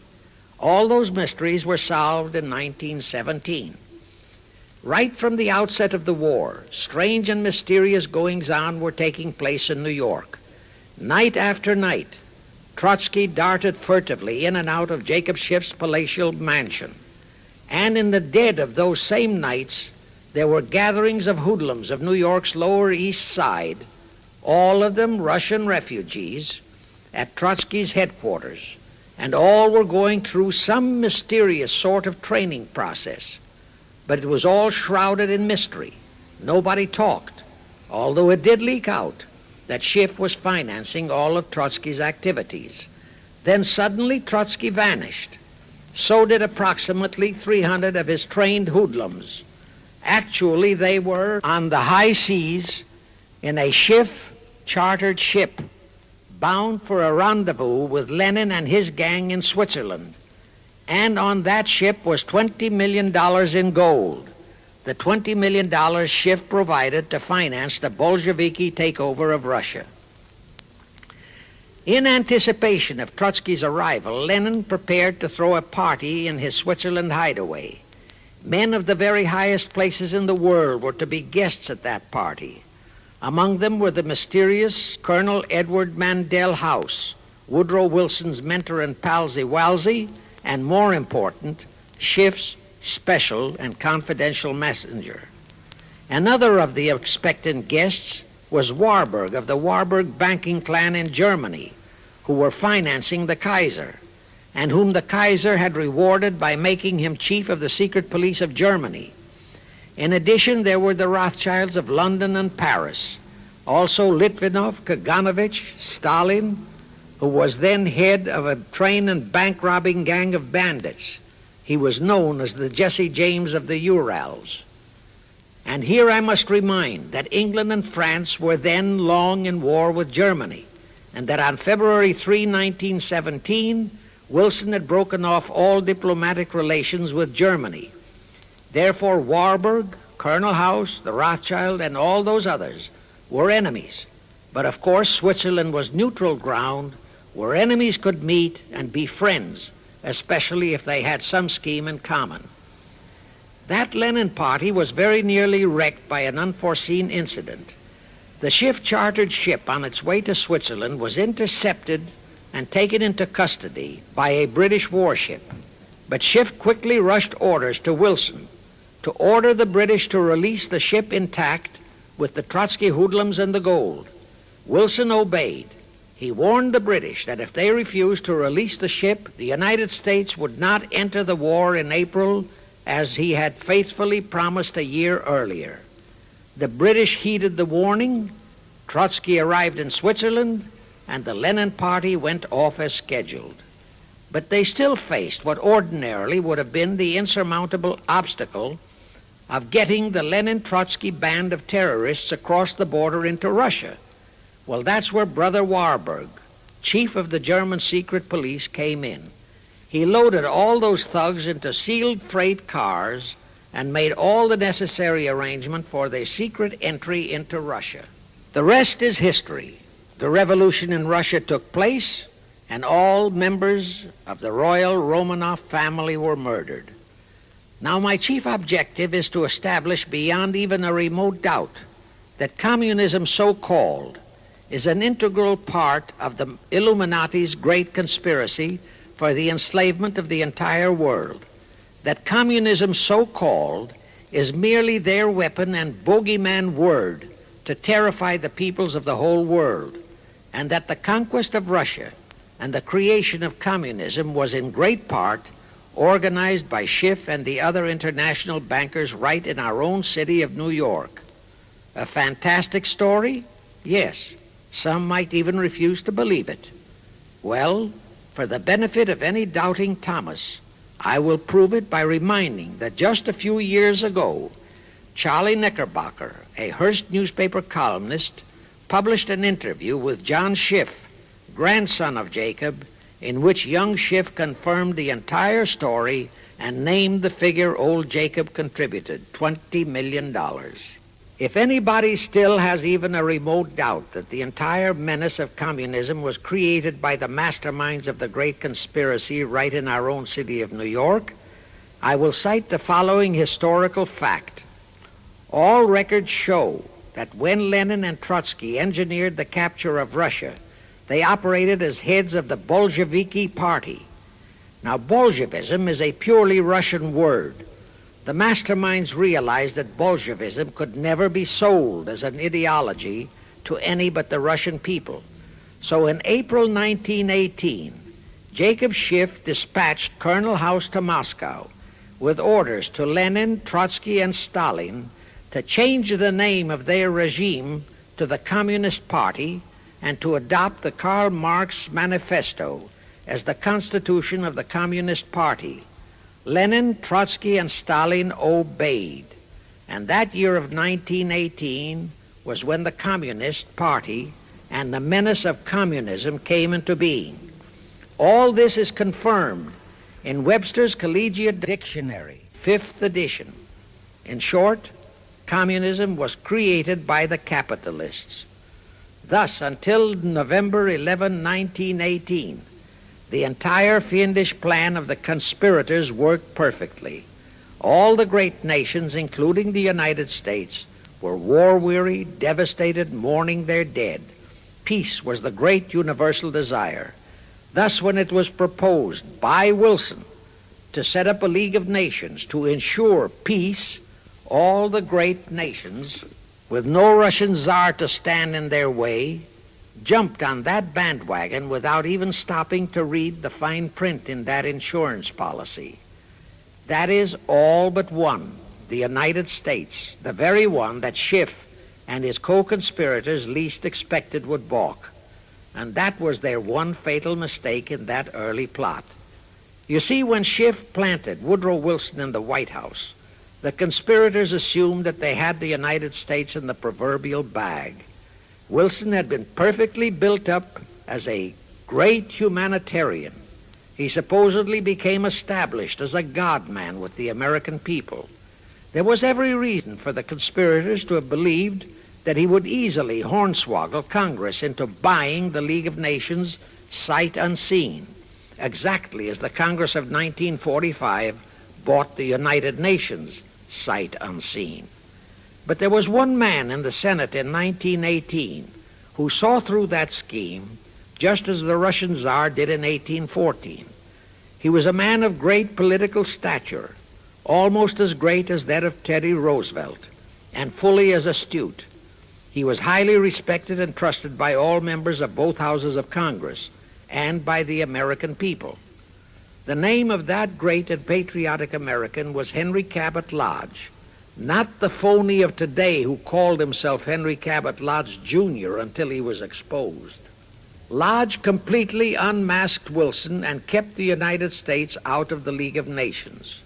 Here it becomes of great interest to know the real reason for the Wilson League of Nations flop. As I previously stated, Schiff was sent to the United States to carry out 4 specific assignments. Number 1 and most important was to acquire complete control of the U.S. money system. Number 2, as outlined in the original Weishaupt Illuminati blueprint, he was to find the right kind of men to serve as stooges for the great conspiracy and promote them into the highest offices in our federal government, our Congress, our U.S. Supreme Court, and all federal agencies, such as the State Department, the Pentagon, the Treasury Department, etc. Number 3, destroy the unity of the American people by creating minority group strife throughout the nation, especially between the whites and blacks as outlined in Israel Cohen's book.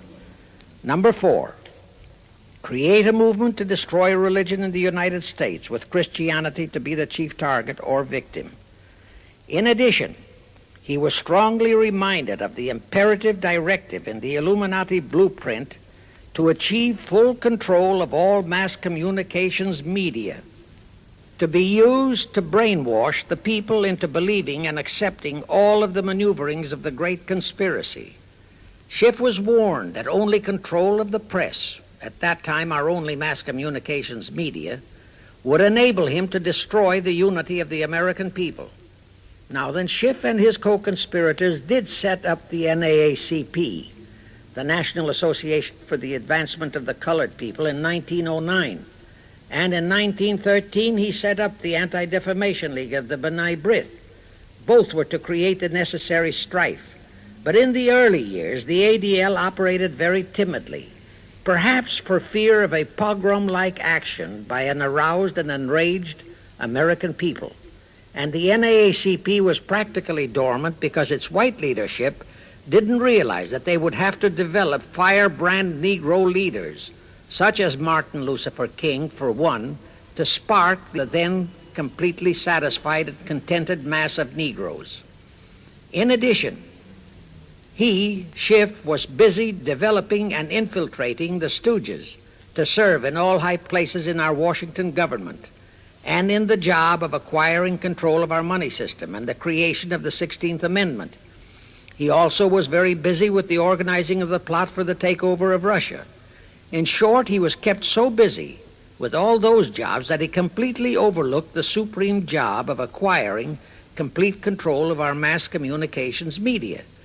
That oversight was the direct cause for Wilson's failure to lure the United States into the League of Nations, because when Wilson decided to go to the people to overcome the opposition of the Lodge-controlled Senate, despite his established but phony reputation as a great humanitarian, he found himself faced by a solidly united people and by a loyal press whose only ideology was Americanism and the American way of life.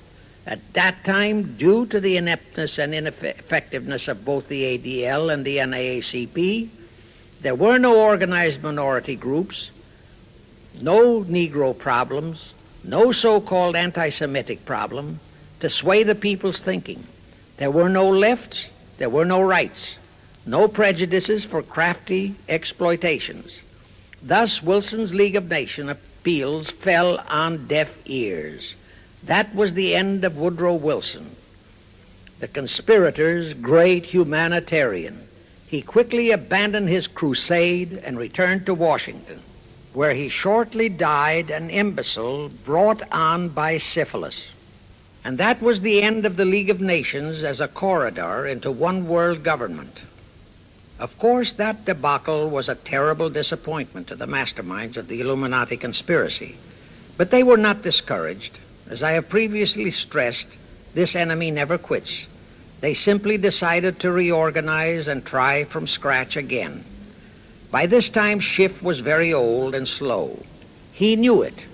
He knew that the conspiracy needed a new, younger, and more active generalship. So on his orders, Colonel House and Bernard Baruch organized and set up what they called the Council on Foreign Relations, the new name under which the Illuminati would continue to function in the United States. The hierarchy, officers and directors of the CFR, is composed principally of descendants of the original Illuminati, many of whom had abandoned their old family names and acquired new Americanized names. For one example, we have Dillon, who was Secretary of Treasury of the United States, whose original name was Lepowski. Another example is Paley, head of the CBS TV channel, whose true name is Polinsky. The membership of the CFR is approximately 1,000 in number and contains the heads of virtually every industrial empire in America, such as Blau, president of the U.S. Steel Corporation, Rockefeller, king of the oil industry, Henry Ford II, and so on.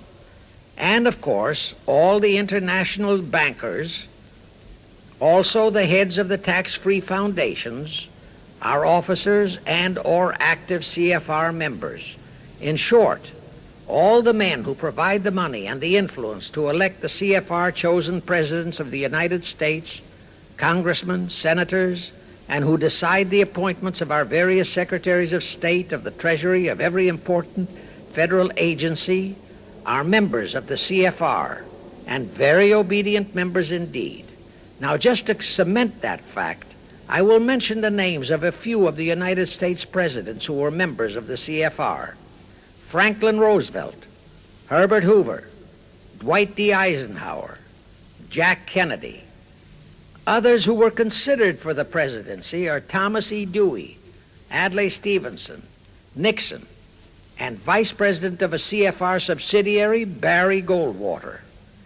Among the important cabinet members of the various administrations, we have John Foster Dulles, Allen Dulles, Cordell Hull, John J. McCloy, Morgenthau, Clarence Dillon, Rusk, McNamara, and just to emphasize the red color of the CFR, we have as members such men as Alger Hiss, Ralph Bunch, Pasvolsky, Harry Dexter White, real name Weiss, Owen Lattimore, Philip Jeffy, etc., etc.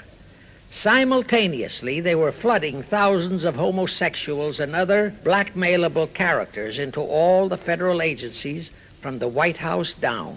Remember Johnson's great friend Jenkins and Bobby Baker? Now, there were many jobs the new CFR had to accomplish. They required much help. So their first job was to set up various subsidiaries to whom they assigned special objectives.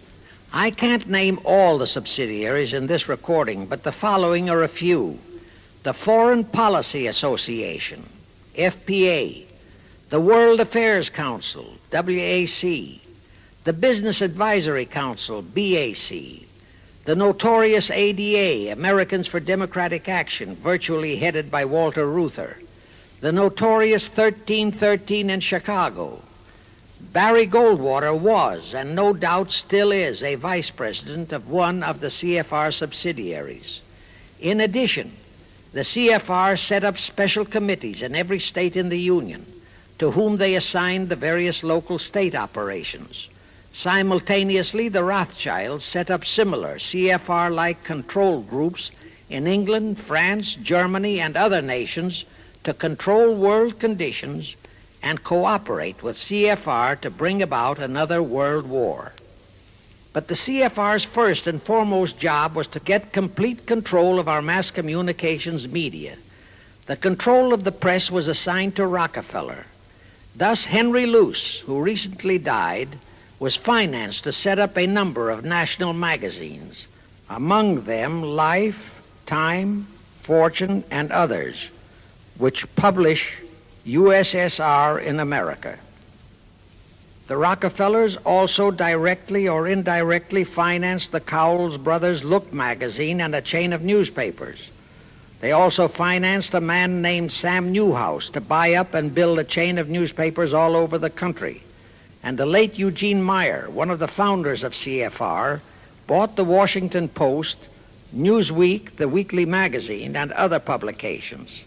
At the same time, CFR began to develop and nurture a new breed of scurrilous columnists and editorial writers, such as Walter Lippmann, Drew Pearson, the Alsops, Herbert Matthews, Irwin Canham, and others of that ilk, who called themselves liberals, who proclaimed that Americanism is isolationism, that isolationism is warmongerism, that anti-communism is anti-Semitism and racism.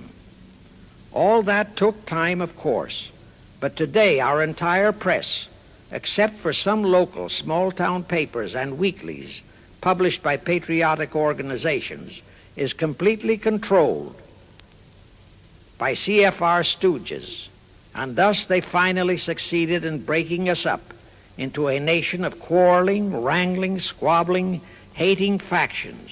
Now, if you still wonder about the slanted news and outright lies you read in your paper, you have the answer. To the Lehmans, Goldman Sachs, Kuhn Loeb, and the Warburgs, the CFR assigned the job of getting control of the motion picture industry, Hollywood, radio and television, and believe you me, they succeeded. If you still wonder about the strange propaganda broadcasts by the Ed Murrows, Chet Huntley, Howard K. Smith, Eric Severide, Drew Pearson, and others of that ilk, you have the answer. If you wonder about all the smut, sex, pornography, and mixed marriage films you see in your movie theater and on your TV set, all of which is demoralizing our youth, you have the answer. The whole story of the CFR conspiracy takeover of our mass communications media is far too long to include in this recording, but you can find it in the News Bulletin number 125, entitled How to Get the Reds Out of Communications Media. It was published and brought up to date by the Cinema Educational Guild. It tells in detail how the press, the movies, TV, and radio have been, and still are, used to brainwash the people, to demoralize our youth, and they have been and still are encouraging and creating sympathy for the rioting Negro civil rights lawlessness. You can get a copy of this news bulletin by writing to the Cinema Educational Guild, Post Office Box 46205, Hollywood, California. Now, to refresh your memory, let's go back for a moment. Wilson's flop had torpedoed all chances of transforming that League of Nations into the conspirators' hoped-for one-world government housing. So the Jacob Schiff plot had to be done all over again, and they organized the CFR to do it. We also know how successfully the CFR did that job of brainwashing and destroying the unity of the American people. But as was the case with the Schiff plot, the climax and the creation of a new housing for their one-world government required another world war, a war that would be even more horrible and more devastating than the First World War, in order to get the people of the world to again clamor for peace and a means to end all wars. But the CFR realized that the aftermath of World War II would have to be more carefully planned so that there would be no escape from the new one-world trap, another League of Nations, that would emerge from the new war, the trap we now know as the United Nations. And they hit upon a perfect strategy to ensure that no escape. Here's how they did it.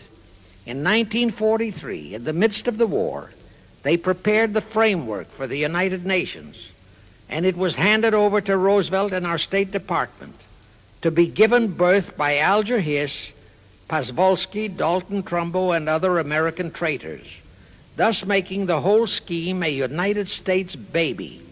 Then to fix our parenthood, New York City was to become the nursery for the monstrosity. After that, we could hardly walk out on our own baby, now could we? Anyway, that's how the conspirators figured it would work, and so far it has.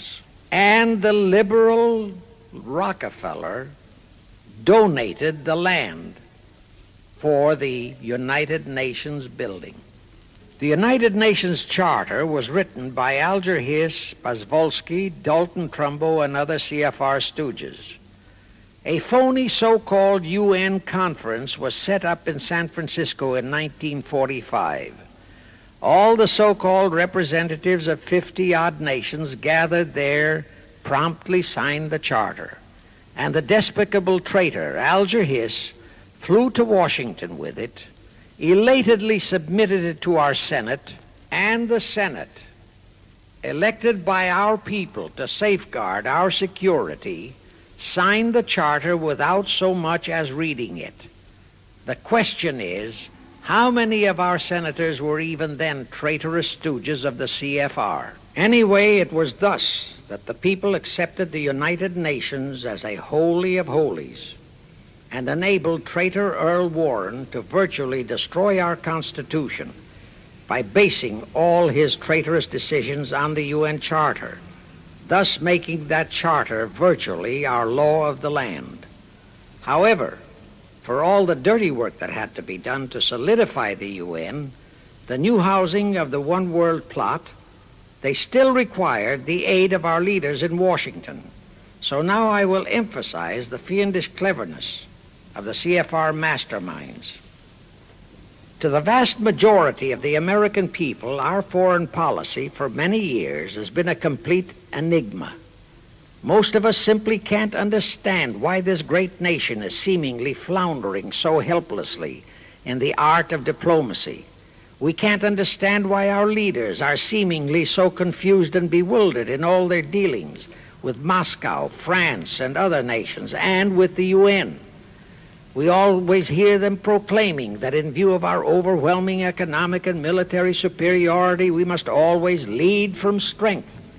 Yet at all the summit meetings and conferences, they cringe and stammer and stutter, and so to speak, come out with their tails between their hind legs. We can't understand the foreign aid to Tito, an avowed enemy, to Poland, an avowed enemy, to all the avowed communist nations.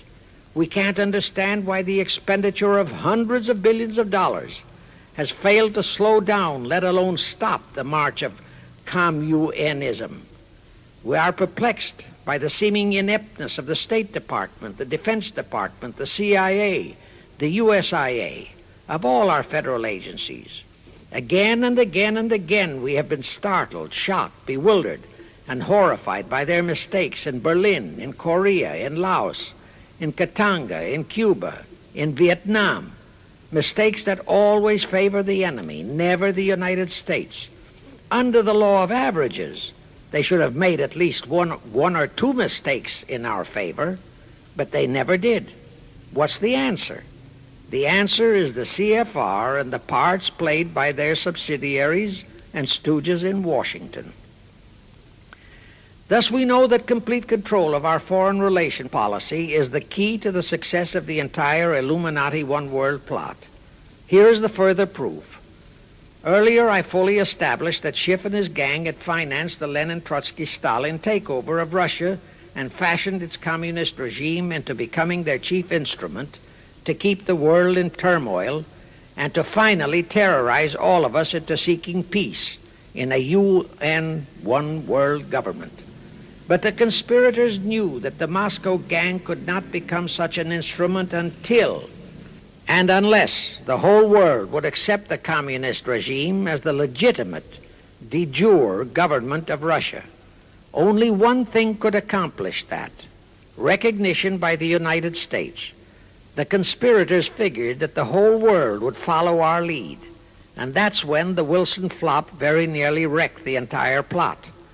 Throughout the following 3 Republican administrations, the CFR pulled every trick in their bag to induce Harding, Coolidge, and Hoover to grant that recognition, but all 3 refused.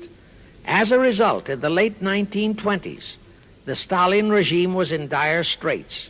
Despite all purges and secret police controls, the Russian people were growing more and more restive. It is a matter of record, admitted by Litvinov, that during 1931 and 1932, Stalin and his whole gang were always packed and ready for instant flight. Then in November 1932, the conspirators achieved their greatest coup. They landed Franklin Roosevelt in the White House. Crafty, unscrupulous, utterly without conscience, that charlatan traitor turned the trick for them. Without even asking consent of Congress, he unlawfully proclaimed recognition for the Stalin regime. That did it. And exactly as the conspirators figured, the whole world did follow our lead. Automatically, that squelched the previously growing resistance movement of the Russian people. That automatically launched the greatest menace the civilized world has ever known. The rest is too well known to need repeating. We know how Roosevelt and his traitorous State Department kept building up the communist menace right here in our own country, and thus throughout the world. We know how he perpetrated that Pearl Harbor atrocity for his excuse to hurl us into World War II. We know all about his secret meetings with Stalin at Yalta and how he, with Eisenhower's help, delivered the Balkans and Berlin to Moscow. And last, but by no means least, we know that 20th century Benedict Arnold not only dragged us into that new corridor, the United Nations, into one world government, but actually schemed all the arrangements to plant it within our country. In short, the day that Roosevelt entered the White House, the CFR conspirators regained full control of our foreign relations machinery and firmly established the United Nations as the housing for the Illuminati One World government. I wish to stress one other very vital point. That Wilson League of Nations flop brought Schiff and his gang to the realization that control of just the Democratic Party was not enough. True, they could create a crisis during the Republican administration, as they did in 1929 with their Federal Reserve manufactured crash and depression, which would bring another Democrat stooge back into the White House. But they realized that a 4-year disruption in their control of our foreign relation policies could play havoc with the progress of their conspiracy. It could even break up their entire strategy, as it almost did before Roosevelt saved it with his recognition of the Stalin regime. Thereupon, after that Wilson debacle, they began to formulate plans to achieve control of both of our national parties. But that posed a problem for them. Manpower, stooges in the Republican Party, also added manpower for the Democratic Party, because control of just the man in the White House would not be enough. They'd have to provide that man with trained stooges for his entire cabinet, men to head the State Department, the Treasury Department, the Pentagon, the CIA, the USIA, etc. In short, every member of the various cabinets would have to be a chosen tool of the CFR, such as Rusk and McNamara, also all undersecretaries and assistant secretaries. That would give the conspirators absolute control of all our policies, both domestic and, most important, foreign. That course of action would require a reserve pool of trained stooges, instantaneously ready for administrative changes and for all other exigencies. All such stooges would of necessity have to be men of national reputation, high in the esteem of the people, but they would have to be men without honor, without scruple, without conscience, men who would be vulnerable to blackmail. It is needless for me to stress how well the CFR succeeded. The immortal Joe McCarthy fully revealed that there are thousands of such security risks in all federal agencies. Scott McCloud unmasked thousands more, and you know the price Otepka has had to pay and is still paying for his expositions before a Senate committee of the traitors in the State Department. And you know that the men in the State Department who delivered Cuba to Castro have not only been shielded, but promoted. To the crux of the whole one-world government plot and the maneuvering necessary to create another League of Nations to house such a government. As I have already stated, the conspirators knew that only another world war was vital for the success of their plot. It would have to be such a horrifying world war that the peoples of the world would cry out for the creation of some kind of a world organization that could assure everlasting peace. But how could such a war be brought about? All the European nations were at peace. None had any quarrels with their neighboring nations. And certainly their tools in Moscow wouldn't dare to start a war. Even Stalin realized that it would mean the overthrow of his regime unless so-called patriotism would weld the Russian people behind him. But the conspirators had to have a war. They had to find or create some kind of an incident to launch it. And they found it in a little inconspicuous and repulsive little man who called himself Adolf Hitler. Hitler, an impecunious Austrian house painter, had been a corporal in the German army. He made the defeat of Germany into a personal grievance. He began to rabble-rouse about it in the Munich, Germany area. He began to spout about restoring the greatness of the German Empire and the might of the German soldiery. He advocated the restoration of the old German military to be used to conquer the whole world. Strangely enough, Hitler, the little clown that he was, could deliver a rabble-rousing speech, and he did have a certain kind of magnetism. But the new authorities in Germany didn't want any more wars, and they promptly threw the obnoxious Austrian house painter into a prison cell. Aha! Here was the man, decided the conspirators, who, properly directed and financed, could be the key to another world war. So while he was in prison, they had Rudolf Hess and Goering write a book which they titled Mein Kampf and attributed the authorship to Hitler, exactly as Litvinov wrote Mission to Moscow and attributed the authorship to Joseph Davies, then our ambassador to Russia and a stooge of the CFR. In Mein Kampf, Hitler, the pseudo-author, outlined his grievances and how he would restore the German people to their former greatness. The conspirators then arranged for a wide circulation of the book among the German people in order to arouse a fanatical following for him. On his release from prison, also arranged by the conspirators, they began to groom him and finance him to travel to other parts of Germany to deliver his rabble-rousing speeches. Soon he gathered a growing following among other veterans of the war, and that soon spread to the masses, who began to see in him a savior for their beloved Germany. Then came his leadership of what he called his Brown Shirt Army and the March on Berlin. That required a great deal of financing, but the Rothschilds, the Warburgs, and others of the conspirators provided all the money he needed. Gradually, Hitler became the idol of the German people, and then they overthrew the von Hindenburg government, and Hitler became the new Führer. But that still was no reason for a war. The rest of the world watched Hitler's rise, but saw no reason to interfere in what was distinctly a domestic condition within Germany. Certainly none of the other nations felt it was a reason for another war against Germany, and the German people were not yet incited into enough of a frenzy to commit any acts against any neighboring nation, not even against France, that would lead to a war. The conspirators realized they would have to create such a frenzy that would cause the German people to throw caution to the winds and at the same time horrify the whole world.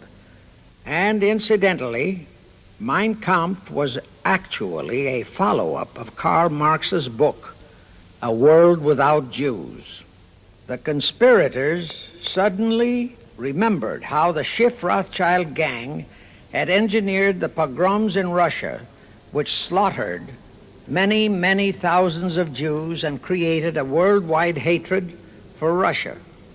And they decided to use that same unconscionable trick to inflame the new Hitler-led German people into a murderous hatred of the Jews.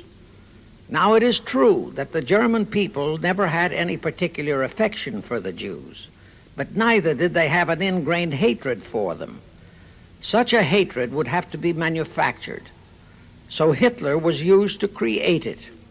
This idea more than appealed to Hitler. He saw in it the grisly gimmick to make him the God-man of the German people. Thus, craftily inspired and coached by his financial advisors, the Warburgs, Rothschilds, and all the Illuminati masterminds, he blamed the Jews for the hated Versailles Treaty and for the financial ruination that followed the war. The rest is history. We know all about the Hitler concentration camps and the incineration of hundreds of thousands of Jews, not the 6 million, nor even the 600,000 claimed by the conspirators, but it was enough. And here let me reiterate how little the internationalist bankers, the Rothschilds, Schiffs, Lehmans, Warburgs, Baruchs, care about their racial brethren who were the victims of their nefarious schemes. In their eyes, the slaughter of the several 100,000 innocent Jews by Hitler didn't bother them at all. They considered it a necessary sacrifice to further their Illuminati one-world plot, just as the slaughter of the many millions in the wars that followed was a similar necessary sacrifice. And here is another grisly detail about those concentration camps. Many of the Hitler soldier executioners in those camps had previously been sent to Russia to acquire their arts of torture and brutalization so as to emphasize the horrors of the atrocities. All this created a new worldwide hatred for the German people, but it still did not provide a cause for war. Thereupon Hitler was incited to demand the Sudetenland. You remember how Chamberlain and the then diplomats of Czechoslovakia and France surrendered to that demand. That led to further Hitlerian demands for territories in Poland and in the French Saar territories. Those demands were rejected. Then came his pact with Stalin. Hitler had been screaming hatred against communism. Oh, how he ranted against communism. But actually, Nazism was nothing but socialism, and communism is, in fact, socialism. But Hitler disregarded all that. He entered into a pact with Stalin to attack and divide Poland between them. While Stalin marched into one part of Poland, for which he was never blamed, the Illuminati mastermind saw to that, Hitler launched a blitzkrieg on Poland from his side. The conspirators finally had their new world war, and what a horrible war it was. And in 1945, the conspirators finally achieved the United Nations, their new housing for their one world government. And truly amazing, all of the American people hailed this foul outfit as a holy of holies. Even after all the true facts about how the UN was created were revealed, the American people continued to worship that evil outfit. Even after Alger Hiss was unmasked as a Soviet spy and traitor, the American people continued to believe in the UN. Even after I had publicly revealed the secret agreement between Hiss and Molotov that a Russian would always be the head of the military secretariat, and by that token, the real master of the UN, most of the American people continued to believe that the UN could do no wrong. Even after Trygve Lie, the first Secretary General of the UN, confirmed that Hiss-Molotov secret agreement in his book For the Cause of Peace, the vast majority of our people refused to lose faith in the UN. Even after the truth about the Korean War was revealed, how the Russian General Vasiliev, head of that UN military secretariat, was given a leave of absence by the UN so that he could take command of the North Koreans and Red Chinese who were fighting the so-called UN police action under our own General MacArthur, who by orders of the UN was fired by the pusillanimous Truman in order to prevent his winning that war. Our people still believed in the UN, despite our 150,000 sons who were murdered and maimed in that war. The people continued to regard the UN as a sure means for peace. Even after it was revealed in 1951 that the UN, using our own American soldiers under UN command and the UN flag, in collusion with our traitorous State Department and the Pentagon, had been invading many small cities in California and Texas in order to perfect their plan for the complete takeover of our country, most of our people brushed it off and continued their belief that the UN is a holy of holies. Do you know that the UN Charter was written by traitor Alger Hiss, Molotov, and Wyszynski? That Hiss and Molotov had made that secret agreement that the military chief of the UN was always to be a Russian appointed by Moscow? Do you know that at their secret meetings at Yalta, Roosevelt and Stalin, at the behest of the Illuminati operating as the CFR, decided that the UN must be placed on American soil? Do you know that most of the UN Charter was copied intact, word for word, from the Marx Manifesto and Russia's so-called Constitution? Do you know that the only two senators who voted against the UN so-called treaty were the only two senators who had read it? Do you know that since the UN was founded, communist enslavement has grown from 250 million to 1 billion? Do you know that since the UN was founded to ensure peace, there have been at least 20 major wars incited by the UN, just as they are now inciting a war against Little Rhodesia? Do you know that under the UN setup, the American taxpayers have been forced to make up the UN Treasury deficit of many millions of dollars because of Russia's refusal to pay her share? Do you know that the UN has never passed a resolution condemning Russia or her so-called satellites, but always condemns our allies? Do you know that J. Edgar Hoover said, "The overwhelming majority of the communist delegations to the UN are espionage agents"? And now, 66 senators voted for a consular treaty to open our entire country to Russian spies and saboteurs. Do you know that the UN helps Russia's conquest of the world by preventing the free world from taking any action whatsoever except to debate each new aggression in the UN General Assembly? Do you know that at the time of the Korean War, there were 60 nations in the UN, yet 95% of the UN forces were our American sons, and practically 100% of the cost was paid by the United States taxpayers? And surely you know that the UN policy during the Korean War was to prevent us from winning that war. Do you know that all the battle plans of General MacArthur had to go first to the UN to be relayed to Vasiliev, commander of the North Koreans and Red Chinese, and that any future wars fought by our sons under the UN flag would have to be fought under the control of the UN Security Council. Do you know that the UN has never done anything about the 80,000 Russian Mongolian troops that occupy Hungary?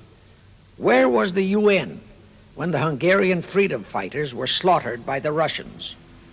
Do you know that the UN and its peace army turned the Congo over to the communists?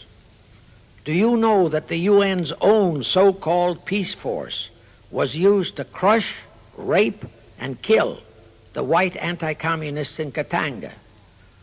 Do you know that the UN stood by and did nothing while Red China invaded Laos and Vietnam? That it did nothing while Nehru invaded Goa and other Portuguese territories? Do you know that the UN was directly responsible for aiding Castro? That it does absolutely nothing about the many thousands of Cuban youngsters who are shipped to Russia for communist indoctrination? Do you know that Adlai Stevenson, of all people, said the free world must expect to lose more and more decisions in the UN? Do you know that the UN openly proclaims that its chief objective is one world government, which means one world laws, one world court, one world army, one world navy, one world air force, one world schools, and a one world church in which Christianity would be prohibited? Do you know that a UN law has been passed to disarm all American citizens and to transfer all our armed forces to the UN? Such a law was secretly signed by Saint Jack Kennedy in 1961. Do you realize how that fits in with Article 47, Paragraph 3 of the UN Charter, which states, I quote, "The Military Staff Committee of the UN shall be responsible through the Security Council for the strategic direction of all armed forces placed at the disposal of the Security Council," unquote. And when and if all our armed forces are transferred to the UN, your sons would be forced to serve and die under UN command all over the world. This will happen unless you fight to get the U.S. out of the UN. Do you know that Congressman James B. Utt has submitted a bill to get the U.S. out of the UN and a resolution to prevent our president from forcing us to support the UN embargoes on Rhodesia? Well, he has, and many people all over the country are writing to their representatives to support the Utt bill and resolution. And did you know that to offset the Utt bill and resolution, 50 congressmen, spearheaded by Schweiker and Moorhead of Pennsylvania, have introduced a bill to immediately transfer all our armed forces to the UN? Can you imagine such brazen treason? Is your congressman one of those 50 traitors? Find out and take immediate action against him, and help Congressman Utt. Now, do you know that the National Council of Churches passed a resolution in San Francisco which states that the United States will soon have to subordinate its will to that of the UN, and that all American citizens must be prepared to accept it? Is your church a member of the National Council of Churches? In connection with that, bear in mind that God is never mentioned in the UN Charter, and their meetings are never opened with prayer. The creators of the UN stipulated in advance that there should be no mention of God or Jesus Christ in the UN Charter or in its UN headquarters. Does your pastor subscribe to that? Find out.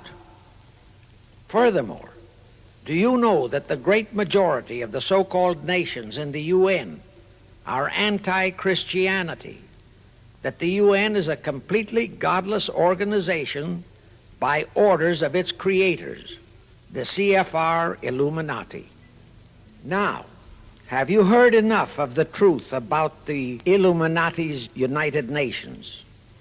Do you want to leave your sons and our precious country to the unholy mercy of the Illuminati's United Nations? If you don't, write, telegraph, or phone your representatives and senators that they must support Congressman Utt's bill to get the U.S. out of the UN and the UN out of the U.S. Do it today, now, before you forget. It is the only salvation for your sons and for our country. Now I have one more vital message to deliver. As I told you, one of the 4 specific assignments Rothschild gave Jacob Schiff was to create a movement to destroy religion in the United States, with Christianity to be the chief target. For a very obvious reason, the Anti-Defamation League wouldn't dare to attempt it, because such an attempt could create the most terrible bloodbath in the history of the world, not only for the ADL and the conspirators, but for the millions of innocent Jews. Schiff turned that job over to Rockefeller for another specific reason. The destruction of Christianity could be accomplished only by those who are entrusted to preserve it, by the pastors, the men of the cloth. As a starter, John D. Rockefeller picked up a young so-called Christian minister by the name of Dr. Harry F. Ward, Reverend Ward, if you please. At that time, he was teaching religion at the Union Theological Seminary. Rockefeller found a very willing Judas in this reverend. Thereupon, in 1907, he financed him to set up the Methodist Foundation of Social Service. And Ward's job was to teach bright young men to become so-called ministers of Christ and to place them as pastors of churches. While teaching them to become ministers, the Reverend Ward also taught them how to very subtly and craftily preach to their congregations that the entire story of Christ is a myth, to cast doubts on the divinity of Christ, to cast doubts about the Virgin Mary. In short, to cast doubts on Christianity as a whole. It was not to be a direct attack, but much of it by crafty insinuation that was to be applied in particular to the youth in the Sunday schools. Remember Lenin's statement, "Give me just one generation of youth and I'll transform the whole world." Then, in 1908, the Methodist Foundation of Social Service, which incidentally was America's first Communist Front organization, changed its name to the Federal Council of Churches. By 1950, the Federal Council of Churches was becoming very suspect. So in 1950, they changed the name to the National Council of Churches. Do I have to tell you more about how this National Council of Churches is deliberately destroying faith in Christianity? I don't think so. But this I will tell you. If you are a member of any congregation whose pastor and church are members of this Judas organization, your contributions are helping the Illuminati's plot to destroy religion and your faith in God and Jesus Christ. Thus you are deliberately delivering your children to be indoctrinated with disbelief in God and church, and which can easily transform them into atheists. Find out immediately if your church is a member of the National Council of Churches, and for the love of God and your children, if it is, withdraw from it at once. However, let me warn you, that same destroy religion process has been infiltrated into other denominations. If you have seen the Negro March on Selma and other such demonstrations, you have seen how the Negro mobs are led and encouraged by ministers and even Catholic priests and nuns who march along with them. As a matter of fact, the Mormon Church is about the only one I know of that is clean of that kind of Judas infiltration. But of course, There are many individual churches and pastors who are honest and sincere. Find one such for yourself and for your children. Incidentally, this same Reverend Harry F. Ward was also one of the founders of the American Civil Liberties Union, a notorious pro-communist organization. He was the actual head of it from 1920 to 1940. He also was a co-founder of the American League Against War and Fascism, which, under Browder, became the Communist Party of the United States. In short, Ward's entire background reeked of communism, and he was identified as a member of the Communist Party. He died a vicious traitor to both his church and country. And this was the man old John D. Rockefeller picked and financed to destroy America's Christian religion, in accordance with the orders given to Schiff by the Rothschilds. In conclusion, I have this to say. You probably are familiar with the story of how one Dr. Frankenstein created a monster to do his will of destroying his chosen victims, but how instead, in the end, that monster turned on his own creator, Frankenstein, and destroyed him. Well, the Illuminati, CFR, has created a monster called the United Nations, who, supported by their minority groups, rioting Negroes, the traitorous mass communications media, and the traitors in Washington, was created to destroy the American people. Well, we know all about that many-headed Hydra monster. We know the names of those who created that monster. We know all their names. And I predict that one fine day the American people will come fully awake and cause that very monster to destroy its creator. True, the majority of our people are still being brainwashed, deceived, and deluded by our traitorous press, TV, and radio, and by our traitors in Washington. But surely, by now, enough is known about the UN to stamp that outfit as a deadly, poisonous rattlesnake in our midst. My only wonder is what it will take to awaken and arouse our people to the full truth. Perhaps this record will do it. 100,000 or 1,000,000 copies of this record can do it. I pray to God it will, and I pray to Him to inspire you, all of you, to spread this story via this record to all loyal Americans in your community. You can do it by playing it to study groups assembled in your homes, at meetings of the American Legion, the VFW, the DAR, all other civic groups and women's clubs, especially the women's clubs who have their sons' lives at stake. With this record, I have provided you with the weapon that will destroy the monster. For the love of God, of our country, and of your children, use it. Get a copy of it into every American home.